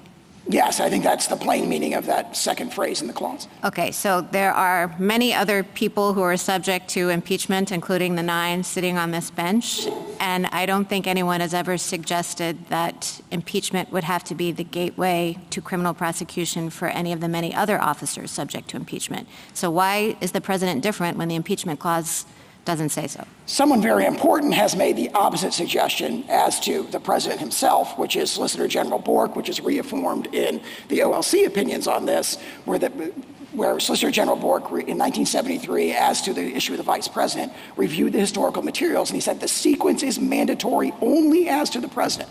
That is DOJ's view of the original understanding of the impeachment judgment clause, which is exactly our position.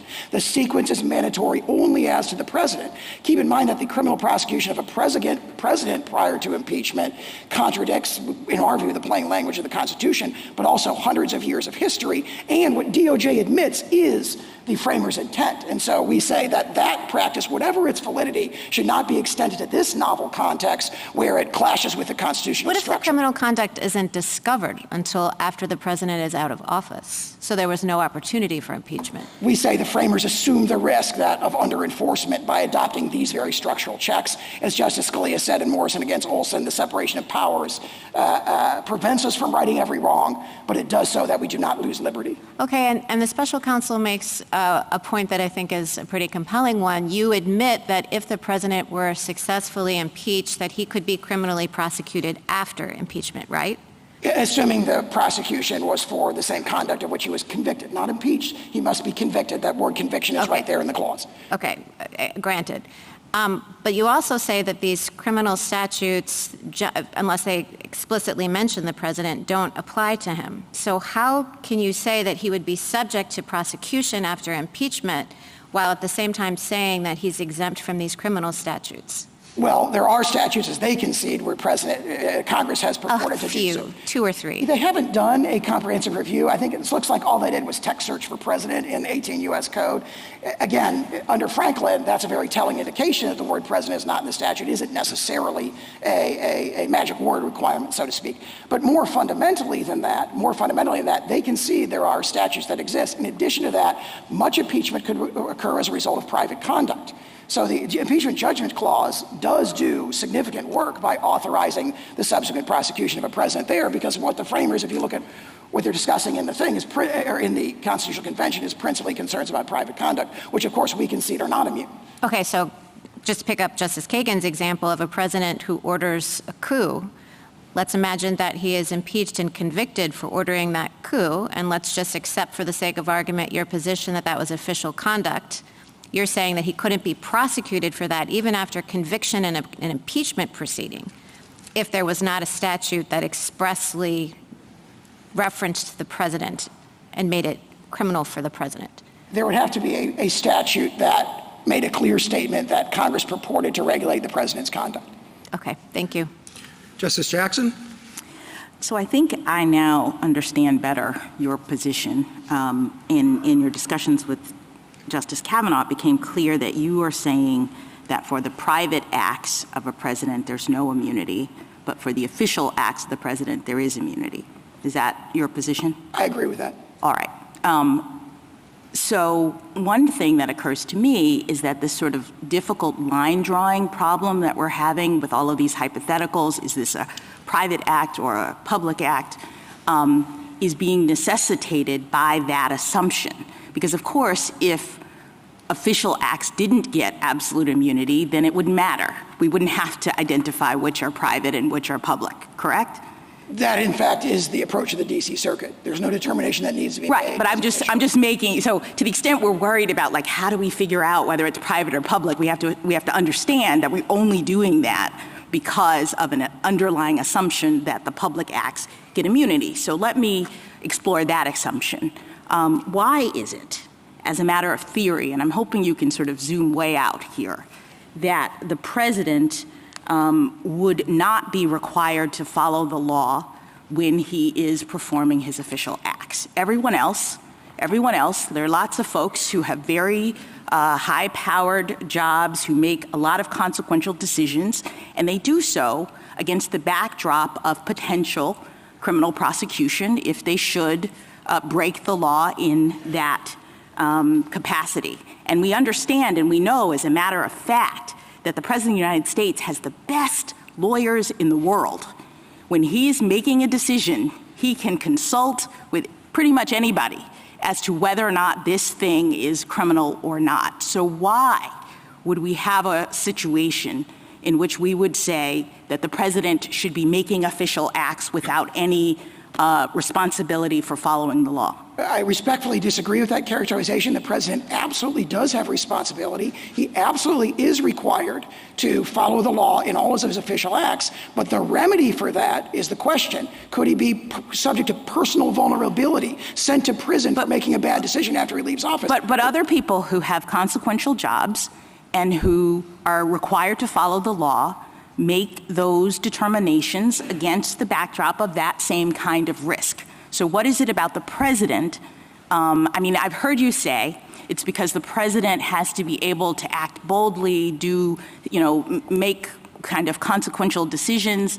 I mean, sure, but again, there are lots of people who have to make life and death kinds of decisions, and yet they still have to follow the law. And if they don't, they could be sent to prison, et cetera, et cetera. So I say two things in response to that, yes. Both from Fitzgerald. That's the very sort of inference or reasoning that this court rejected in Fitzgerald. No, but let me just, Fitzgerald was a civil situation in which the president actually was in a different position than other people because of the nature of his job, the high-profile nature, and the fact that he touches so many different things. When you're talking about private civil liability, anybody on the street can sue him, we could see that the president was sort of different than the ordinary person when you say, should he be immune from civil liability from anybody who wants to sue him? But when we're talking about criminal liability, I don't understand how the president stands in any different position with respect to the need to follow the law as he is doing his job than anyone else. He is required to follow the law. And what Fitzgerald but he's not said is if there's no criminal if there's no threat of criminal prosecution, what prevents the president from just doing whatever he wants? All the structural checks that are identified in Fitzgerald and a whole series of this court's cases that go back to Martin against Mott, for example, impeachment, oversight by Congress, public oversight. There's a long series of them. Fitzgerald directly addresses this in the civil context, and we think that language naturally ports. I'm not sure that's much of a backstop. And what I'm, I guess, more worried about, you seem to be worried about the president being chilled. I think that we would have a really significant opposite problem if the president wasn't chilled. If someone with those kinds of powers, the most powerful person in the world, with the greatest amount of authority, could go into office knowing that there would be no potential penalty for committing crimes, I'm trying to understand what the disincentive is from turning the Oval Office into, the seat of criminal activity in this country. I don't think there's any allegation of that in this case. And what George Washington said is, what Benjamin Franklin said is, we view the prosecution of a chief executive as something that everybody cried out against as unconstitutional. And what George Washington said is, we're worried about factional strife, which will. No, I'm also, let me put this worry on the table. If the potential for criminal liability is taken off the table, wouldn't there be a significant risk that future presidents would be emboldened to commit crimes with abandon while they're in office? It's right now the fact that we're having this debate because OLC has said that presidents might be prosecuted. Presidents from the beginning of time have understood that that's a possibility.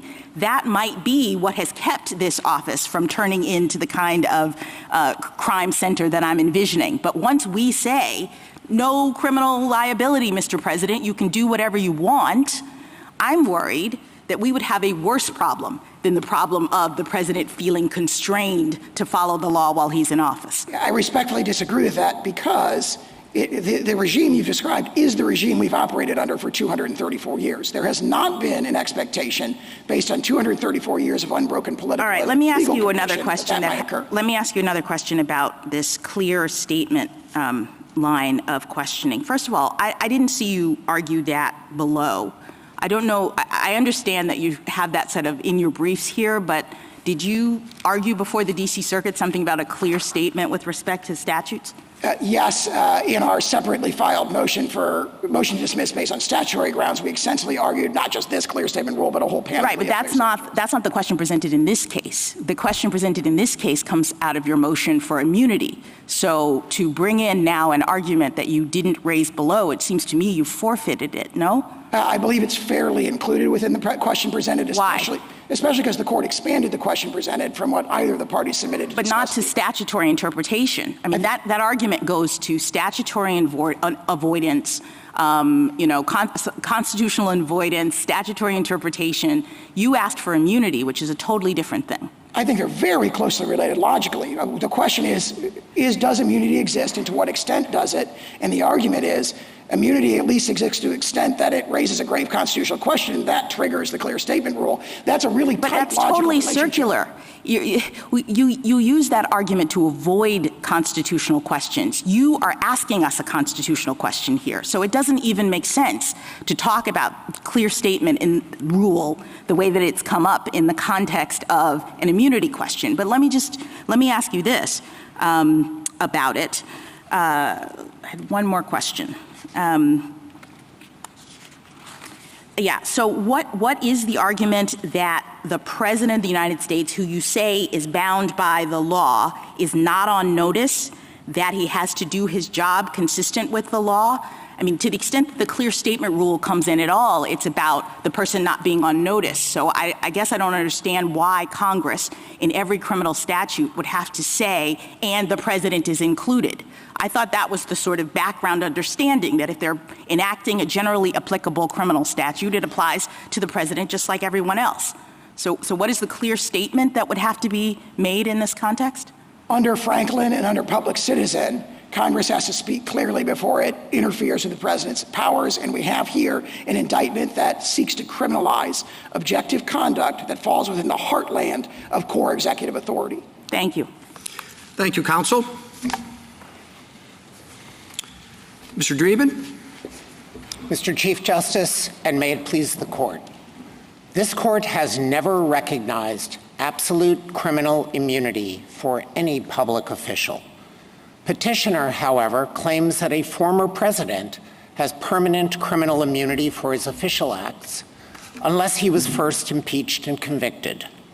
His novel theory would immunize former presidents for criminal liability for bribery, treason, sedition, murder, and here conspiring to use fraud to overturn the results of an election and perpetuate himself in power.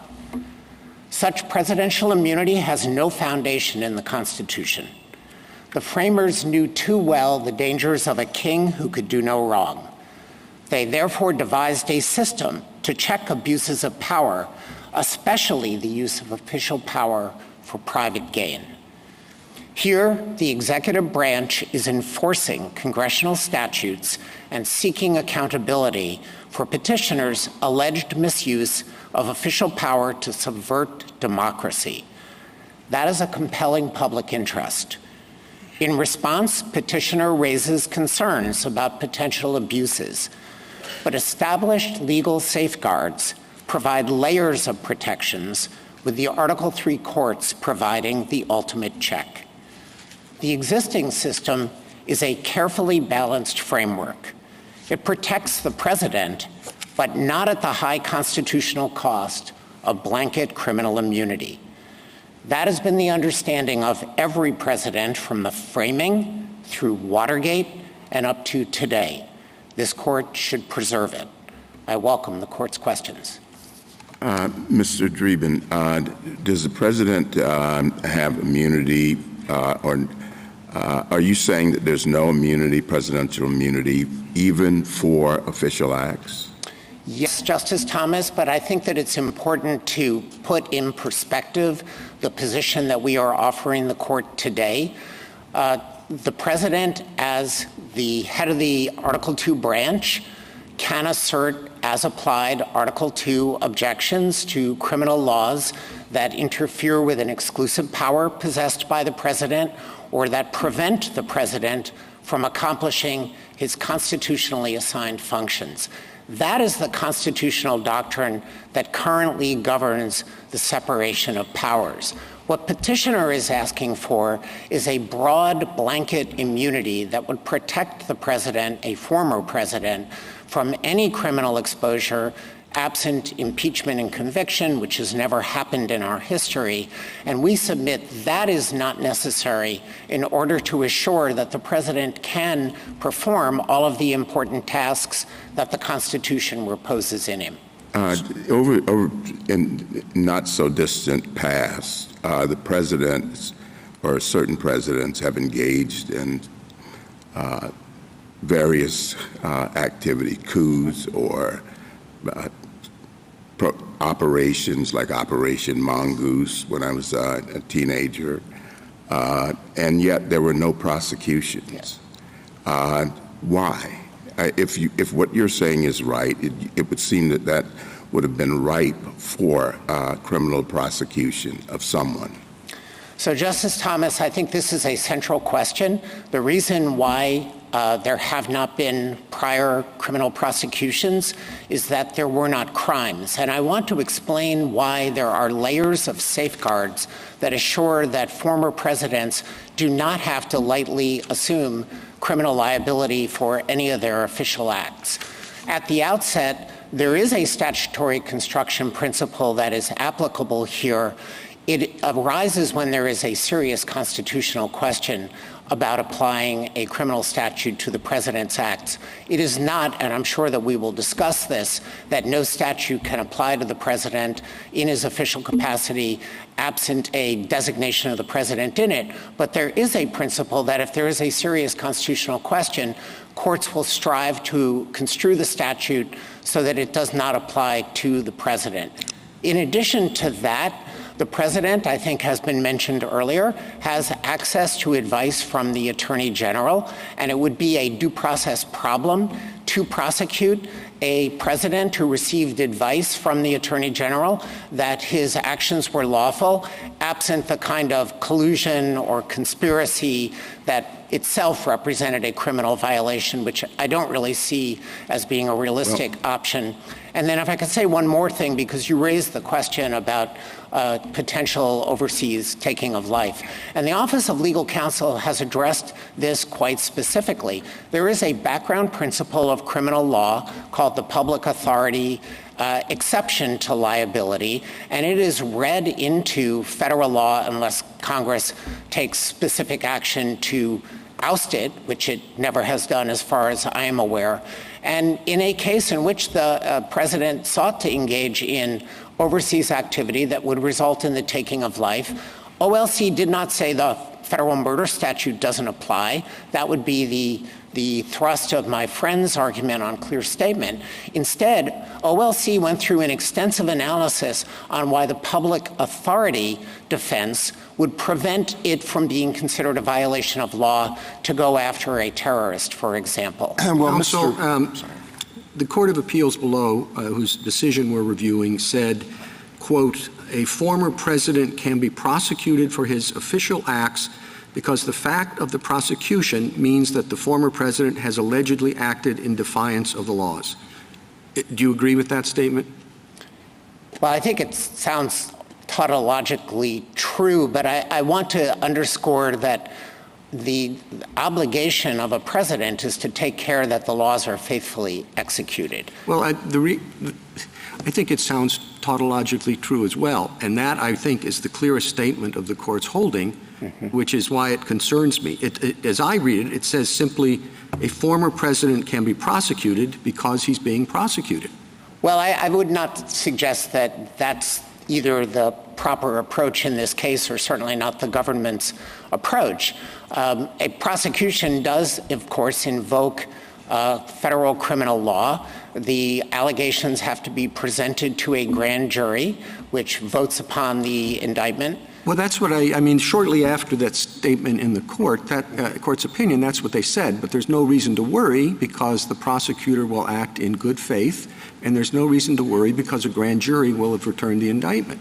Now, you know how easy it is in many cases for a prosecutor to get a grand jury to bring an indictment, and reliance on the good faith of the prosecutor may not be enough in the some cases. I'm not suggesting here. So if it's tautological, and those are the only protections that the Court of Appeals below gave, and that is no longer your position, you're not defending that position, why shouldn't we either send it back to the Court of Appeals or issue an opinion making clear that that's not the law? Well, I am defending the Court of Appeals judgment, and I do think that there are layered safeguards that the court can take into account that will ameliorate concerns about unduly chilling presidential conduct. That concerns us. We are not endorsing a regime that we think would expose former presidents to criminal prosecution in bad faith, for political animus, without adequate evidence. A politically driven prosecution would violate the Constitution under Waite versus United States. It's not something within the arsenal of prosecutors to do. Prosecutors take an oath, the Attorney General takes an oath. So I don't want to overstate Your Honor's concern with potentially relying solely on good faith. But that's an ingredient, and then the courts stand ready to adjudicate motions based on selective prosecution, political animus. This court relied on those very protections in the Vance case just 2 years ago. But what concerns me is, as you know, the Court of Appeals did not get into a focused consideration of what acts we're talking about or what documents we're talking about because of its adoption of what you termed, and I agree quite correctly, as a tautological statement, because the fact of prosecution was enough to take away any official immunity. The fact of prosecution, they had no need to look at what courts normally look at when you're talking about a privilege or immunity question. Well, I think I would take issue, Mr. Chief Justice, with the idea of taking away immunity. There is no immunity that is in the Constitution unless this court creates it today. There certainly is no textual immunity. We do not submit that that's the end of the story. United States versus Nixon wasn't a textually based case. Neither was Nixon versus Fitzgerald. We endorse both of those holdings. But what is important is that no public official has ever had the kind of absolute criminal immunity that my friend speaks of, even with respect to the speech or debate clause. It's very narrow. It's focused on legislative acts. It's not focused on everything that a congressman does. And it responds to a very specific historical circumstance that basically involved the two other branches potentially harassing legislators and preventing them from doing their jobs. That's why it ended up in the Constitution. Nothing like that ended up in the Constitution for the presidents, and that's because one of the chief concerns of the framers was the risk of presidential misconduct. They labored over this. They adopted an impeachment structure that separated removal from office as a political remedy from criminal prosecution. This departed from the British model. The British model was you get impeached and criminally prosecuted and convicted in the same proceeding. The framers did not want that. They wanted a political remedy in case a president was engaging in conduct that endangered the nation. He could be removed. He can't be prosecuted while he's a sitting president. That's been the longstanding Justice Department position. Mr. Dreeben, you dispute the proposition that a former president has some form of immunity. But as I understand your argument, you do recognize that a former president has a form of special protection, namely that statutes that are applicable to everybody must be interpreted differently under some circumstances when they are applied to a former president. Isn't that true? It is true because, Justice Alito, of the general principle that courts construe statutes to avoid serious constitutional questions, and that has been the longstanding practice of the Office of Legal Counsel in the Department of Justice. All right, so this is more, I think, than just a quarrel about terminology, whether what the former president gets is some form of immunity or some form of special protection, because it involves this difference, which I'm sure you're very well aware of. If it's just a form of special protection, in other words, statutes will be interpreted differently as applied to a former president, then that is something that has to be litigated at trial. The former president can make a motion to dismiss and may cite OLC opinions, and the district court may say, well, that's fine. I'm not bound by OLC, and I interpret it differently, so let's go to trial. And then there has to be a trial, and that may involve great expense, and it may take up a lot of time. And during the trial, the former president may be unable to engage in other activities that the former president would want to engage in. And then the outcome is dependent on the jury, the instructions to the jury, and how the jury returns a verdict, and then it has to be taken up on appeal. So the protection is greatly diluted if you take the form, if it takes the form that you have proposed. Now, why is that better? It's better because it's more balanced. The blanket immunity that petitioner is arguing for just means that criminal prosecution is off the table unless he says that impeachment and conviction have occurred. Those are political remedies that are extremely difficult to achieve in a case where the misconduct occurs close to the end of a president's term. Congress is unlikely to crank up the machinery to do it, and if the impeachment trial has to occur after the president has left office, there's an open question about whether that can happen at all. So you're arguing against most far-reaching aspects of Mr. Sauer's argument, right? That is correct, and let me turn then to why. Well, what about, to unpack it a little more, do you agree that there are some aspects of Article II presidential power that are exclusive and that Congress cannot regulate and therefore cannot criminalize? Absolutely. Okay. For other official acts that the president may take that are not within that exclusive power, assume for the sake of argument, this question, that there's not blanket immunity for those official acts, but that to preserve the separation of powers, to provide fair notice, to make sure Congress has thought about this, that Congress has to speak clearly to criminalize official acts of the president by a specific reference. That seems to be what the OLC opinions suggest. I know you have a little bit of a disagreement with that, and what this court's cases also suggest. So, Justice Kavanaugh, I'd like to take all of those in turn because I don't think this court's cases speak that broadly. I definitely don't think that the Office of Legal Counsel opinions stand for this broad proposition that unless the president is specifically named, he's not in the statute. And I don't think that that's necessary in order to afford adequate protection for the president's valid Article II functions. When you said unless, sorry to interrupt, but I want to just get this out and you can incorporate it in the answer. You said unless there's a serious constitutional question. Correct. Well, it's a serious constitutional question whether a statute can be applied to the president's official acts. So wouldn't you always interpret the statute not to apply to the president, even under your formulation, unless Congress had spoken with some clarity? I don't think across the board that a serious constitutional question exists on applying any criminal statute to the president. The problem is the vague obstruction and 371 conspiracy to defraud the United States can be used against a lot of presidential activities historically with a creative prosecutor who wants to go after a president. Well, let me try to backtrack a little bit. That's what we're talking about historically is the risk and going forward the risk. So you can take all of that. I think that the question about the risk is very serious, and obviously it is a question that this court has to evaluate.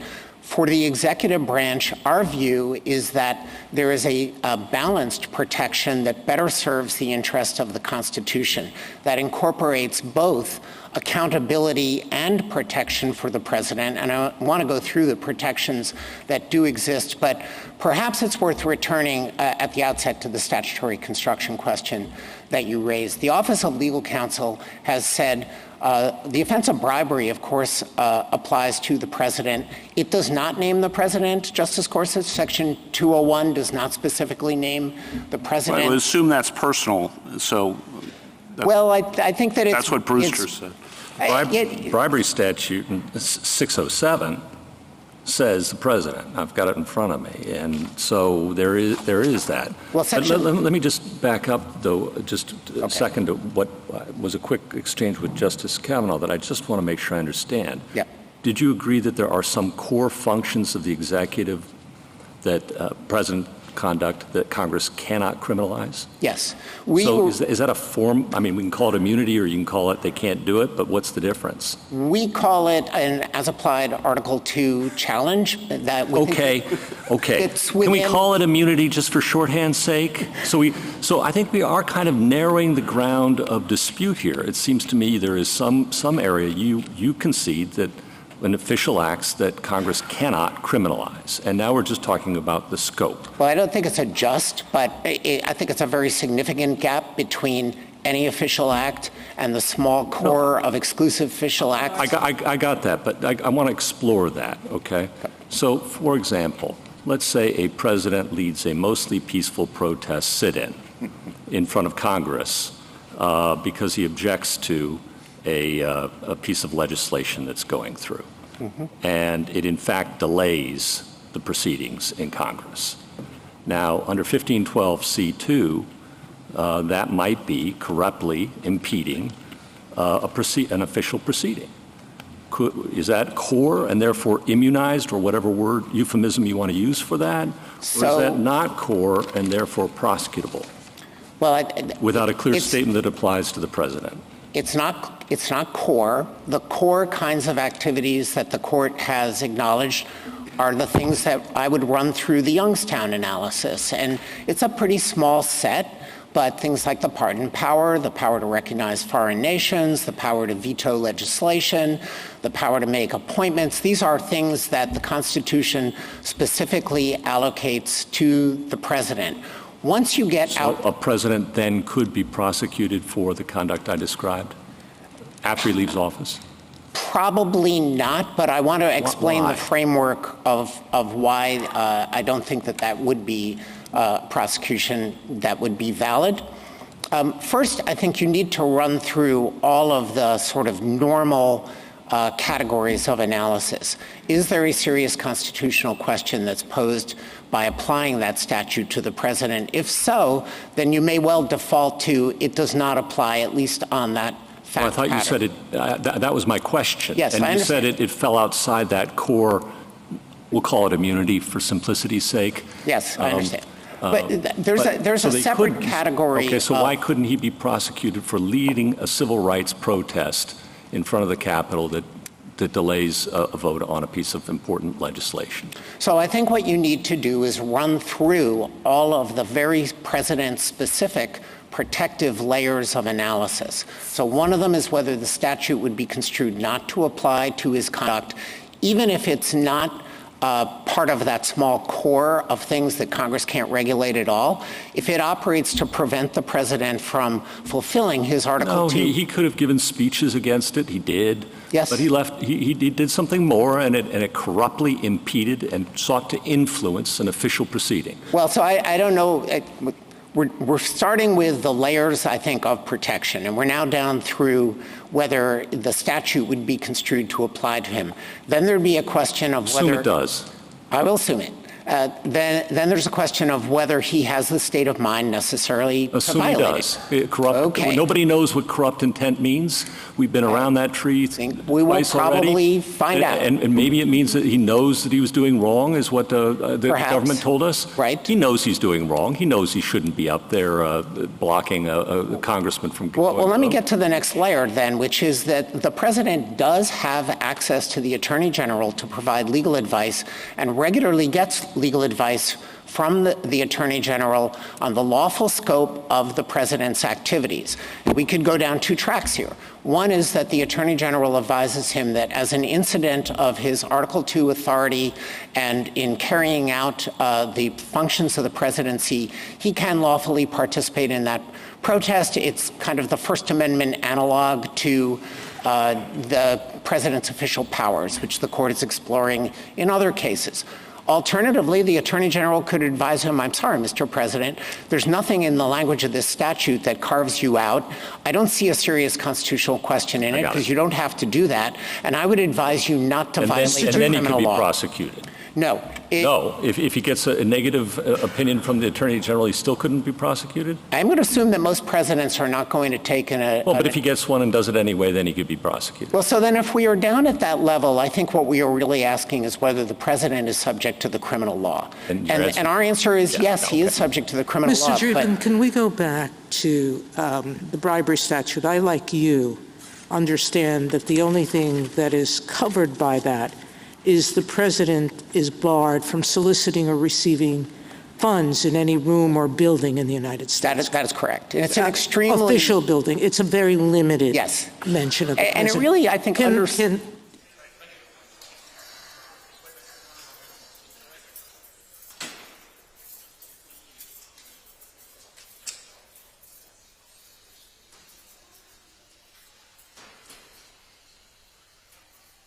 of small number on both sides of the fence. Now, Justice Barrett made the point that if we say a president can't be included in a criminal law unless explicitly named, then that would bar the Senate from impeaching him for high crimes or misdemeanor, because that means that he's not subject to the law at all, correct? So I think— that's a tautology you can't escape. Justice Sotomayor, what I think that Justice Barrett was saying, and we would agree with it, is that under my friend's position, after impeachment, he could be prosecuted. But under his statutory construction approach, there'd be nothing to prosecute him for. Exactly. That's the point, which is if he's not covered by the criminal law, he can't be impeached for it, for violating it. All right.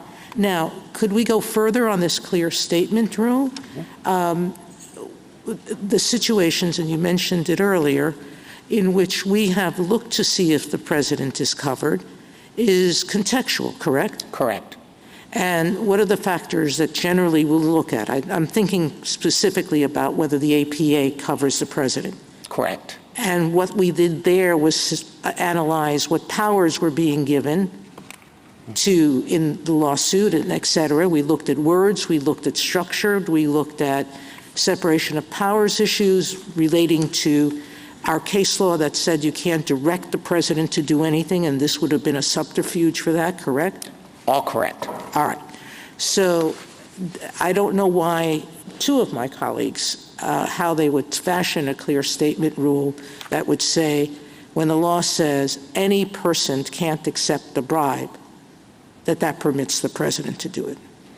So I agree, Justice Sotomayor, that the way that this court has interpreted statutes that do carve out the president, Justice Kavanaugh asked about this, was very context-specific.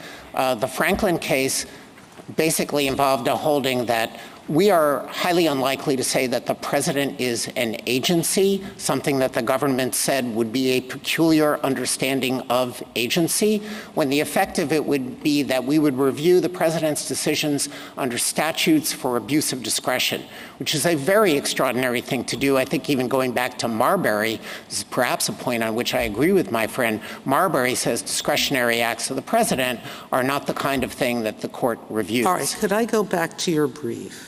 And going back to what some of my colleagues have asked you, there appears to be some narrowing principles to the concept that the president is subject to all criminal laws in all situations. Correct. You agree that if it affects core powers, then he would not be subject to any laws that attempted to limit those core powers, that correct? Is right. You're defining core powers as those specified by Article 2. That is essentially correct, yes. All right. And the only words in the Constitution is that have to do with the president in law is that he shall take care that the law be faithfully executed, correct? That is right. Hard to imagine that a president who breaks the law is faithfully executing the law, correct? He has to execute all of the laws. Well, Mr. Dreeben, do you really, I mean, the presidents have to make a lot of tough decisions about enforcing the law, and they have to make decisions about questions that are unsettled, and they have to make decisions based on the information that's available. Do you really, did I understand you to say, well, you know, if he makes a mistake, he makes a mistake. He's subject to the criminal laws just like anybody else? You don't think he's in a peculiarly precarious position? He's in a special position for a number of reasons. One is that he has access to legal advice about everything that he does. He's under a constitutional obligation he's supposed to be faithful to the laws of the United States and the Constitution of the United States. And making a mistake is not what lands you in a criminal prosecution. There's been some talk about the statutes that are issued in this case. I think they are fairly described as malum in se statutes, engaging in conspiracies to defraud the United States with respect to one of the most important functions, namely the certification of the next president. Well, I don't want to dispute the particular application of 371, conspiracy to defraud the United States, to the particular facts here, but would you not agree that that is a peculiarly open-ended statutory prohibition, in that fraud under that provision, unlike under most other fraud provisions, doesn't require any impairment of a property interest? It's designed to protect the functions of the United States government, and it's difficult to think of a more critical function than the certification of who won the election. Yeah, I'm not, as I said, I'm not discussing the particular facts of this case, but it applies to any fraud that interferes seriously with any government operation, right? So what the government needs to show is an intent to impede, interfere, or defeat a lawful government function by deception, and it has to be done with scienter. These are not the kinds of activities that I think any of us would think a president needs to engage in order to fulfill his Article 2 duties, and particularly in a case like this one. I want to pick up on something that the court said earlier about the distinction between a public official acting to achieve public ends and a public official acting to achieve private ends. As applied to this case, the president has no functions with respect to the certification of the winner of the presidential election. It seems likely that the framers designed the Constitution that way because at the time of the founding, presidents had no two-term limit. They could run again and again, and were expected potentially to want to do that. So the potential for self-interest would explain why the states conduct the elections. They send electors to certify who won those elections and to provide votes, and then Congress in a extraordinary joint session certifies the vote. And the president doesn't have an official role in that proceeding. So it's difficult for me to understand how there could be a serious constitutional question about saying you can't use fraud to defeat that function. You can't obstruct it through deception. You can't deprive millions of voters of their right to have their vote counted for the candidate who they chose. Thank you, counsel. Justice Thomas? Justice Alito? Could we just briefly review the layers of protection that you think exists? And I'm going to start with what the D.C. Circuit said. So the first layer of protection is that attorneys general and other Justice Department attorneys can be trusted to act in a professional and ethical manner, right? Yes. How robust is that protection? I mean, most of the vast majority of attorneys general and Justice Department attorneys, and we both served in the Justice Department for a long time, are honorable people, and they take their professional ethical responsibilities seriously. But there have been exceptions, right? Both among attorneys general and among federal prosecutors. There have been rare exceptions, Justice Alito, but when we're talking about layers of protection, I do think this is the starting point. And if the court has concerns about the robustness of it, I would suggest looking at the charges in this case. Well, I want to talk about this in the abstract, because what is before us, of course, does involve this particular case, which is immensely important. But whatever we decide is going to apply to all future presidents. So as for attorneys general, there have been 2 who were convicted of criminal offenses while in office. There were others. A. Mitchell Palmer's one that comes to mind, who is widely regarded as having abused the power of his office. Would you agree with that? I would, but they are 2 officials in a long line of attorneys generals who did not, and in departments of justice that are staffed by multiple people who do adhere to their office. And Justice Alito, if I could the point that I wanted to make about this case does go to the general proposition. The allegations about the misuse of the Department of Justice to perpetuate election fraud show exactly how the Department of Justice functions in the way that it is supposed to. Petitioner is alleged to have tried to get the Department of Justice to send fraudulent letters to the states to get them to reverse electoral results. Yeah, I understand that, Mr. Dreeben, but as I said, this case will have effects that go far beyond this particular prosecution. So moving on to the second level of protection that the D.C. Circuit cited, federal grand juries will shield former presidents from unwarranted indictments. How much protection is that? Well, it affords 2 levels of protection. One is the probable cause finding requires evidence. I think some of the fears about groundless prosecutions aren't supported by evidence, and they're not going to get out of the starting gate. I mean, there's the old saw about indicting a ham sandwich. Yes, but I think Justice you had a lot of experience in the Justice Department. You come across a lot of cases where the U.S. attorney or another federal prosecutor really wanted to indict a case and the grand jury refused to do so. There are such cases. Yes. But I think that the other Every level once in a while there's an eclipse, too. Well, I think that's for the most reason is prosecutors have no incentive to bring a case to a grand jury and secure an indictment when they don't have evidence to prove guilt beyond a reasonable doubt. It's self-defeating. All right, then the third level is that former presidents enjoy all the protections afforded all criminal defendants, right? And we've discussed that. And that may be true at the end of the day, but a lot can happen between the time when an indictment is returned and the time when the former president finally gets a vindication, perhaps on appeal. Isn't that correct? It is correct, Justice Alito, but I think that we should also consider the history of this country. As members of the court have observed, it's baked into the Constitution that any president knows that they are exposed to potential criminal prosecution.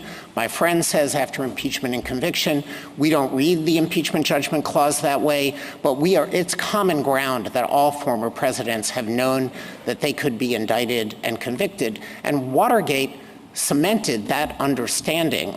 The Watergate smoking gun tape involved President Nixon and H.R. Haldeman talking about and then deciding to use the CIA to give a bogus story to the FBI to shut down a criminal investigation. I mean, Mr. Sauer and others have identified events in the past where presidents have engaged in conduct that might have been charged as a federal crime, and you say, well, no, that's not really true. This is page 42 of your brief. So what about President Franklin D. Roosevelt's decision to intern Japanese Americans during World War II?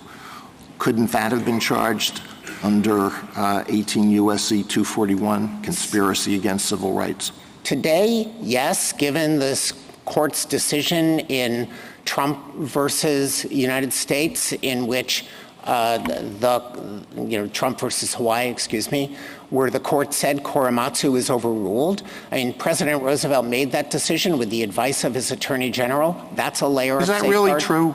I thought Attorney General Biddle thought that there was really no threat of sabotage, as did J. Edgar Hoover. So I think that there is a lot of historical controversy, but it underscores that occurred during wartime. It implicates potential commander-in-chief concerns about the exigencies of national defense that might provide an as-applied Article 2 challenge at the time. I'm not suggesting today, but the idea that a decision that was made and ultimately endorsed by this court, perhaps wrongly, in the Korematsu case, would support criminal prosecution under 241, which requires under United States versus Lanier that the right have been made specific so that there is notice to the president. I don't think that would have been satisfied. All right, well, we could go through other historical examples. I won't do that. Let me just touch briefly on a couple of other things. One is the relevance of advice of counsel, and I wasn't clear what your answer is. So if the president gets advice from the Attorney General that something is lawful, is that an absolute defense? Yes, I think that it is under the principle of entrapment by estoppel. This is a due process doctrine that we referred to in our brief, our reply brief in Garland versus Cargill this term at page 19, where we cited authority of this court that if a authorized government representative tells you that what you are about to do is lawful, it would be a root violation of due process to prosecute you for that. Won't that give presidents an incentive to be sure to pick an attorney general who will reliably tell the president that it is lawful to do whatever the president wants to do if there's any possibly conceivable argument in favor of it? So I think the constitutional structure protects against that risk. The president nominates the attorney general, and the Senate provides advice and consent. And these are the sort of structural checks that have operated for 200 years to prevent the kind of abuses that my friend fears going forward as a result of this once-in-history prosecution. On the question of whether a president has the authority to pardon himself, which came up earlier in the argument, what's the answer to that question? I don't believe the Department of Justice has taken a position. The only authority that I'm aware of is a member of the Office of Legal Counsel wrote on a memorandum that there is no self-pardon authority. As far as I know, the department has not addressed it further, and of course this court had not addressed it either. Well, when you addressed that question before us, are you speaking in your capacity solely as a member of the special counsel's team, or are you speaking on behalf of the Justice Department, which has special institutional responsibilities? I am speaking on behalf of the Justice Department, representing the United States. Now, don't you think we need to know the answer to, at least to the Justice Department's position on that issue in order to decide this case? Because if a president has the authority to pardon himself before leaving office, and the D.C. Circuit is right that there is no immunity from prosecution, won't the the predictable result be that presidents on the last couple of days of office are going to pardon themselves from anything that they might have been conceivably charged with committing? I really doubt that, Justice Alito. I mean, it sort of presupposes a regime that we have never had except for President Nixon and, as alleged in the indictment here, presidents who are conscious of having engaged in wrongdoing and seeking to shield themselves. I think the political consequences of a president who asserted a right of self-pardon that has never been recognized, that seems to contradict a bedrock principle of our law that no person shall be the judge in their own case. Those are adequate deterrents, I think, so that this kind of dystopian regime is not going to evolve. All right, let me end with just a question about what is required for the functioning of a stable democratic society, which is something that we all want.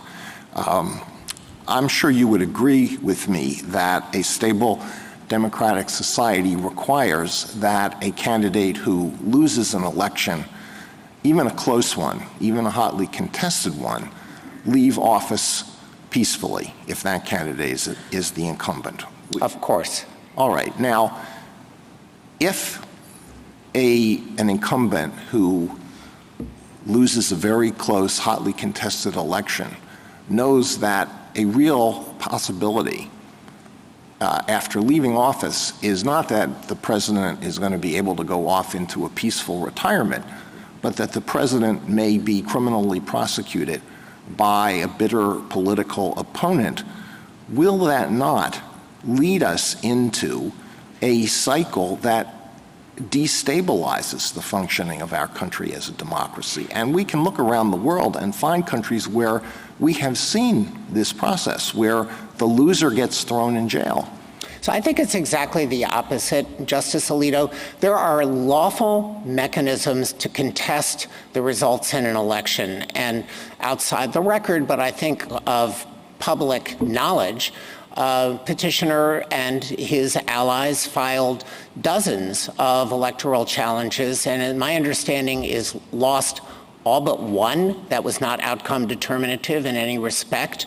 There were judges that said in order to sustain substantial claims of fraud that would overturn an election result that's certified by a state, you need evidence, you need proof. And none of those things were manifested. So there is an appropriate way to challenge things through the courts with evidence. If you lose, you accept the results. That has been the nation's experience. I think the court is well familiar with that. Thank you.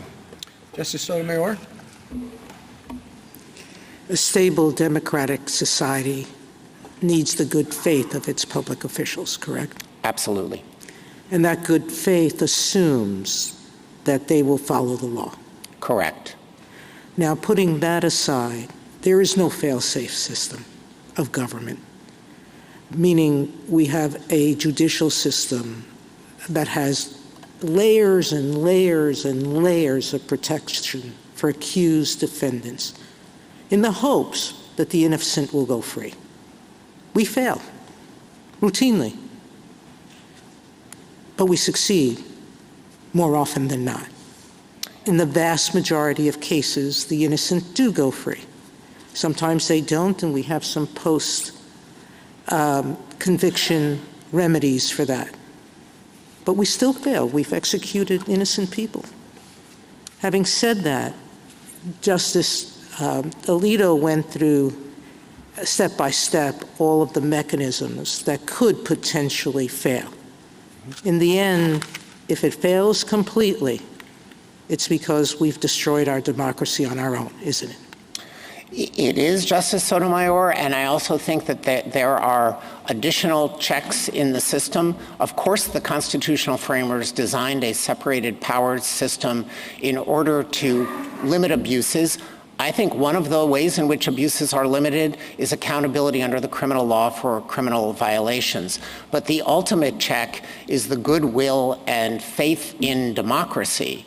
And crimes that are alleged in this case that are the antithesis of democracy, that subvert it, undermine that. An encouragement to believe words that have been somewhat put into suspicion here, that no man is above the law either in his official or private acts. I think that is an assumption of the Constitution. Justice Kagan? Mr. Dreeben, I want to go through your framework and make sure I understand it. So first, on the small category of things that you say have absolute protection, Yes. that they are core executive functions. Yes.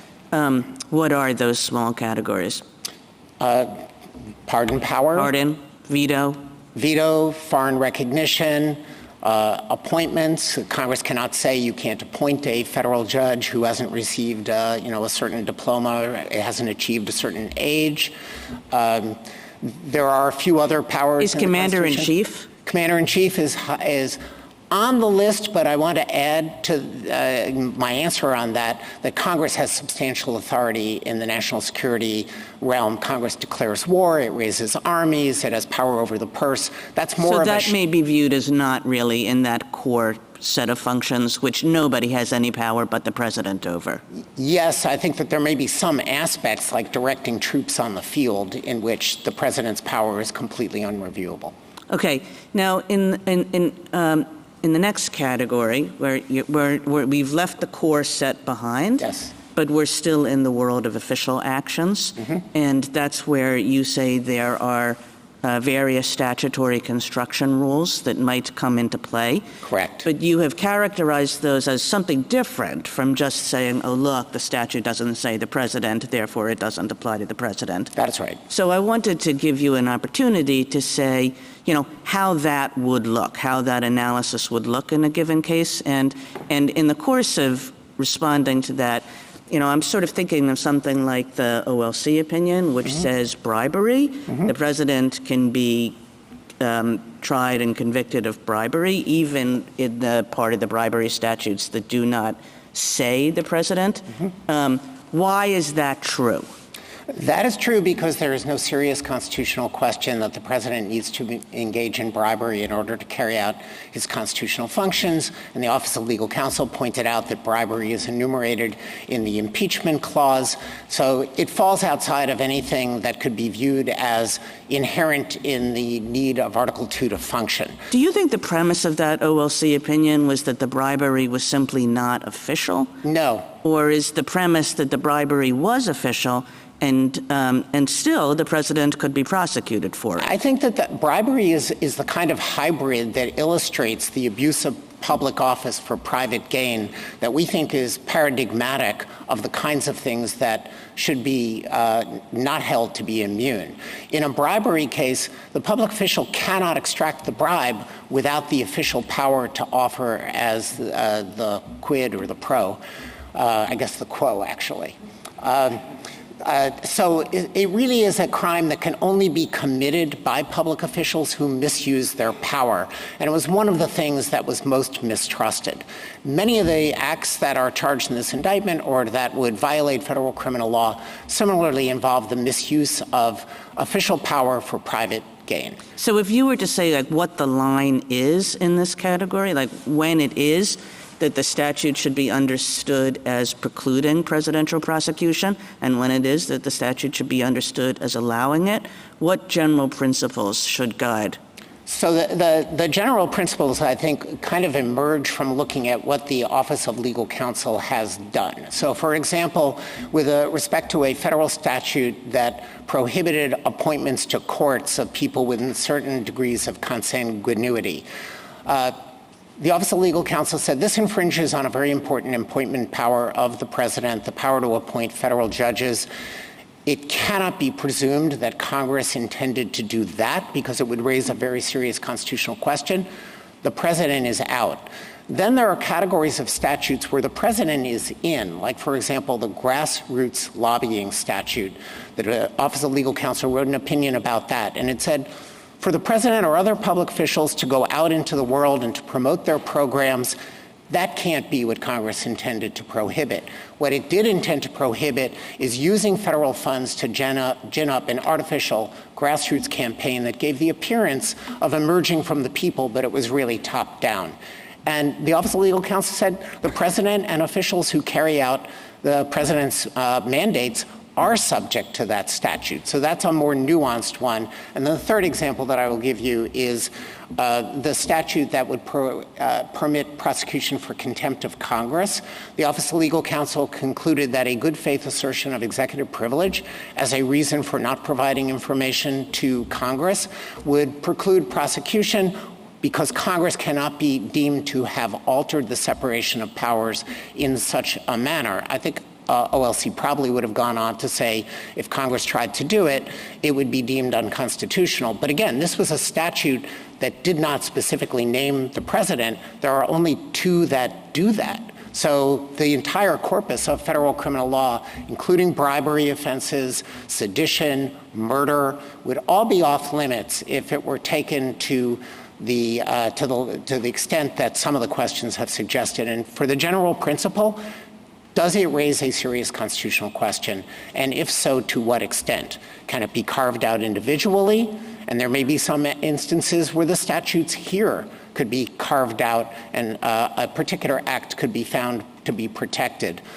Or does the statute across the board in such a wide range of applications, somewhat analogous to overbreadth analysis, infringe on the president's power so that we're going to say that the president is just out? Now, that set of issues, they seem important and may occasionally be difficult.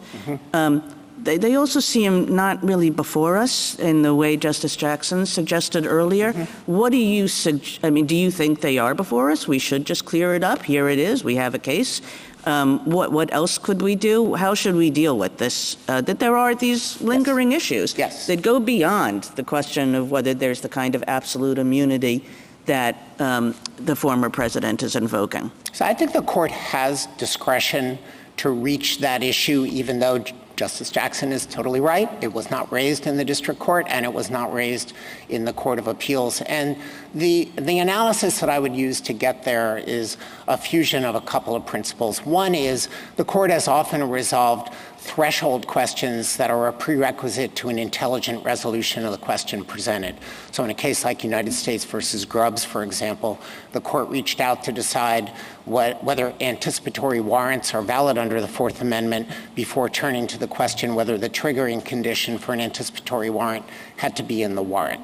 So that's one principle. And then a precedent that bears some analogy to this is Vermont Natural Resources Agency versus United States ex rel Stevens. It was a qui tam case, and the first question was whether a state agency was a person within the meaning of the False Claims Act, and the second question was whether if the state agency was 11th Amendment immunity kicked in, and the court wrote an analysis of why it could reach both questions. The reaching the person question didn't expand the court's jurisdiction, and it made sense as a matter of constitutional avoidance to do that.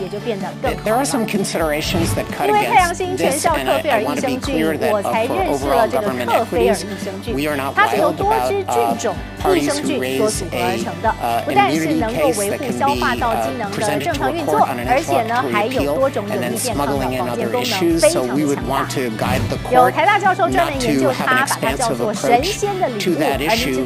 But the final thing that I would say about this is part of our submission to this court is that the Article 1 branch and the Article 2 branches are aligned in believing that this prosecution is an appropriate way to enforce the law. Congress by making the law, the current executive by deciding to bring it. And since a building block of that submission is that Congress actually did apply these criminal laws to official conduct, the court may wish to exercise its discretion to resolve the issue. Okay, I have one last set of questions, which has to do with the official unofficial line. And you heard Mr. Sauer's responses to both Justice Barrett's questions and my questions about what he thinks counts as official here and what he thinks counts as unofficial here. And I'm just wondering what you took from his responses and also how you would characterize what is official and what is not official in this indictment. So I think petitioner conceded that there are acts that are not official that are alleged in the indictment, and we agree with him on all of that. I think I disagree with him on everything else that he said about what is official and what is not. Organizing fraudulent slates of electors, creating false documentation that says, I'm an elector, I was appointed properly, I'm going to send a vote off to Congress that reflects that petitioner won rather than the candidate that actually got the most votes and who was ascertained